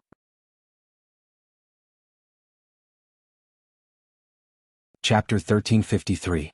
The human heart was like this. There were always some people whose desires began to expand after they gained power. Often such people could not be seen before they got to the top. Sometimes the human heart had to be tested to know. Let's go and take a look at the fields. It was now the end of September, the time of harvest. Yang Chendong wanted to personally take a look at the fields and understand the first-hand details. Yang Chendong got up and left. Beta Persei put down a few Han coins on the table and left with Chiu Vi. Not far away, hundreds of black cavalry in different clothes also got up and kept a certain distance from the center of the city to the south city. Yang Chendong just heard that Old Wang in the south city planted well and had a great harvest. He wanted to see the results of this harvest. Compared to the prosperity and satisfaction of the people in the city, the outside of the south city was a busy scene. On the cultivated fields, there were countless small black dots busily digging. Countless sweet potatoes were dug out from the ground one by one and sent to the prepared bamboo baskets at the side. After asking around casually, he found Old Wang's place. Yang Chendong walked closer and found that the sweet potatoes of this family were bigger and fuller than the other neighbors. Haha, this must be Brother Wang. This year's harvest is good. Yang Chendong walked closer with a smile on his face. Although he was wearing a green robe, his temperament could not be changed. Farmer Old Wang could feel it at first glance when he saw Yang Chendong. His expression became more respectful and said, "I don't dare to be called Brother Wang. Just call me Old Wang. But I wonder who this gentleman is? Oh, I'm just a passerby. I heard that the harvest here is good, so I came to take a look." "Ah, how is it?" "This year's harvest is good. The days should be better than the previous years." Of course, Yang Chendong would not reveal his identity. He chuckled and squatted down. He came to the ground and put his hand into the soil. Not long after, a huge sweet potato was dug out by him. Yang Chendong's movements were still very standard. It was not an exaggeration to say that he looked like a professional. After all, he had done this kind of farm work in the early days of the Yang family village. He was the one who dug out the earliest potatoes, so he naturally had his own experience. When an expert made a move, one would know whether or not he was an expert. When Yang Chendong did this, Lao Wang laughed. "I didn't expect this mister to be an expert as well, hee." This smile instantly brought the relationship between the two of them closer. When they started to talk, they naturally became much more casual. Old Wang was a talkative person. It didn't take long for Yang Chendong to learn a lot of things from him. For example, the reason why his family's land had a better harvest and higher output was because he was more willing to use fertilizer. Compared to other people, his family also raised a lot of poultry such as chickens, ducks, geese, porpoises, pigs, and so on. Using their feces on the ground could make the soil more fertile, so the yield would naturally be higher than other people's. Not only that, once the grain was harvested, in order to prevent the grain from being cheap and harming the farmers, he could also use the surplus grain to feed the poultry. Then he could sell the meat to increase his income, allowing him to live a better life. Wasn't this the cycle of the food chain? Could it be called reasonable utilization? After Yang Chendong heard this, he asked with a surprised expression, "Lao Wang, how did you think of these things? You are really smart." I am a person who does not eat a single word. How could I have such a brain?" This was all said by our provincial governor Xiao Luan. These things were also recorded in the Yang report. It was just that other people were suspicious. The old man was honest and felt that it was feasible, so he did it. Thus, this year the output of the land was much higher than others, and the meat was also sold at a high price. However, next year the other farmers will follow suit. This way the price of meat and grain will drop a little. However, this is already very good. To think that I, Lao Wang, have lived for close to 50 years. When have I ever lived like this? In the past, I had to thank the heavens for being able to eat my fill. Once there was a famine, I had to go out early to beg for food. Now that I think about it, those days were really not for humans. Lao Wang was still sighing and saying something, but Yang Chendong could no longer hear him. His thoughts had already landed on the sentence that he just said, "The price of meat and grain will drop a little next year." There was a saying that said, "Prosperity. The common people suffered. Death. The common people suffered." This not only meant that the people who started the war were the common people, but it also meant that when there was a harvest, the people who suffered were still the common people. Because once there was a harvest, the grain would face the problem of having too much. As the saying goes, the rarer something is, the more valuable it is. Anything, once there was too much of it, it would no longer be valuable. Thus, sometimes, a harvest would instead become a small disaster. In this way, it would definitely affect the enthusiasm of the common people. If they did not work hard to farm in the coming year, what would they do when there was a famine? Without enough grain, it was inevitable that people would starve to death. This was something that Yang Chendong absolutely could not allow to happen. If he wanted to solve this problem, he had to think of a way. Yang Chendong thought of a phrase in his heart: protection price. Yes, protection price. It referred to the lowest standard price for each crop. If they sold at this price, the common people would not earn much, but they would definitely not lose out. In this way, no matter what kind of harvest it was, the common people would not have to worry about not being able to sell their grain. This way, their enthusiasm would become higher and higher, and the grain produced would naturally increase. As for how to deal with the grain that was bought at the protection price, if it were someone else, they might have a headache, but Yang Qindong did not need to worry. The current Yangtze's territory was so large that it was unimaginable. It was far beyond the ancients. With such a large territory, it was impossible to have a harvest everywhere. He could transfer grain from the south to the north or from the north to the south. In this way, no matter where there was a famine, he would not have to worry about it. He could use the grain to adjust. Besides, he could also sell the surplus grain to other forces and countries that did not belong to Yangtze. This was especially true for some small countries that did not have much history. They had never had enough grain to eat. As long as the price was reasonable, everything would not be a problem. Since he thought of the protection price, Yang Qindong felt that it was necessary to carry out this matter immediately. Now was the time for a harvest. He could not hurt the common people because of too much grain. Beta Persei, send someone to inform the Chu-E city's government office. Tell them that I'm here. Since the matter was almost understood, Yang Qindong did not need to hide his identity. He also wanted to see the officials here and give them some encouragement. After all, the development here was still very good. The news of Bugnam of Gojoseon's appearance in Chu-E city quickly spread. After the local officials heard it, they all opened their mouths wide in disbelief. Speaking of which, they were just the managers of a small town. At best, they were just a 7th-grade county magistrate. Now that they were going to meet the so-called emperor, who would not be nervous. Fortunately, Ruan Chunqing, one of the 3 generals of Vietnam province, was training troops near Chu-E city. First of all, Chu-E city was a coastal town. There was an army stationed here. Once there was any danger, they could be the first-line soldiers to block and buy time for the main army to arrive. Second, the Vietnamese auxiliary soldiers could also help the nearby farmers to harvest crops. In coastal cities, hurricanes could appear at any time. With them there, some unpredictable losses could be reduced. Ruan Chunqing had seen Yang Qindong before. However, at that time, Yang Qindong's status was far from as noble as it was now. When he heard that Bugnam of Gojoseon had appeared in his territory, Ruan Chunqing tidied up his clothes and said to the bodyguard beside him, "Immediately inform Governor Luan of this news. Be quick." At this time, the security of Chu-E city's government office had been taken over by the Black Cavalry. They had changed back to their military uniforms and were wearing black armor and black helmets. Only their mouths, noses, and eyes were exposed. With just a glance, a murderous aura rushed over, causing many officials who had not been on the battlefield to be nervous and shocked.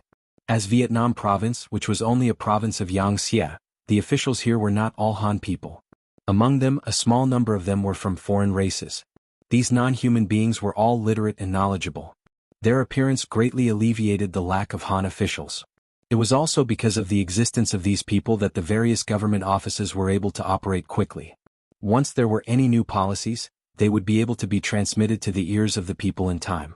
Of course, Yang Qindong had never truly believed in the foreign races. Thus, these people did not occupy any important positions. Not only that, they would also be like the Han officials, adopting the system of transferring officials. That was to say, they could only stay in one place for a maximum of 4 years. After 4 years, they would definitely change places. This could prevent them from joining forces to the greatest extent. Yang Qindong's sudden appearance caused the officials to be surprised and excited. They were excited and somewhat afraid. After all, Yang Qindong had led the 5-star army to expand the territory and killed countless people. Often, wherever the army passed by, countless statues would be erected. Thinking about the scene of those dead people's heads being placed together, only a few people could not help but tremble.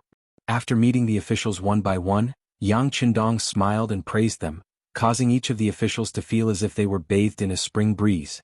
Ruan Chunqing, who was at the side, also helped to introduce the names of the officials, their positions, what they were in charge of, their contributions, and so on.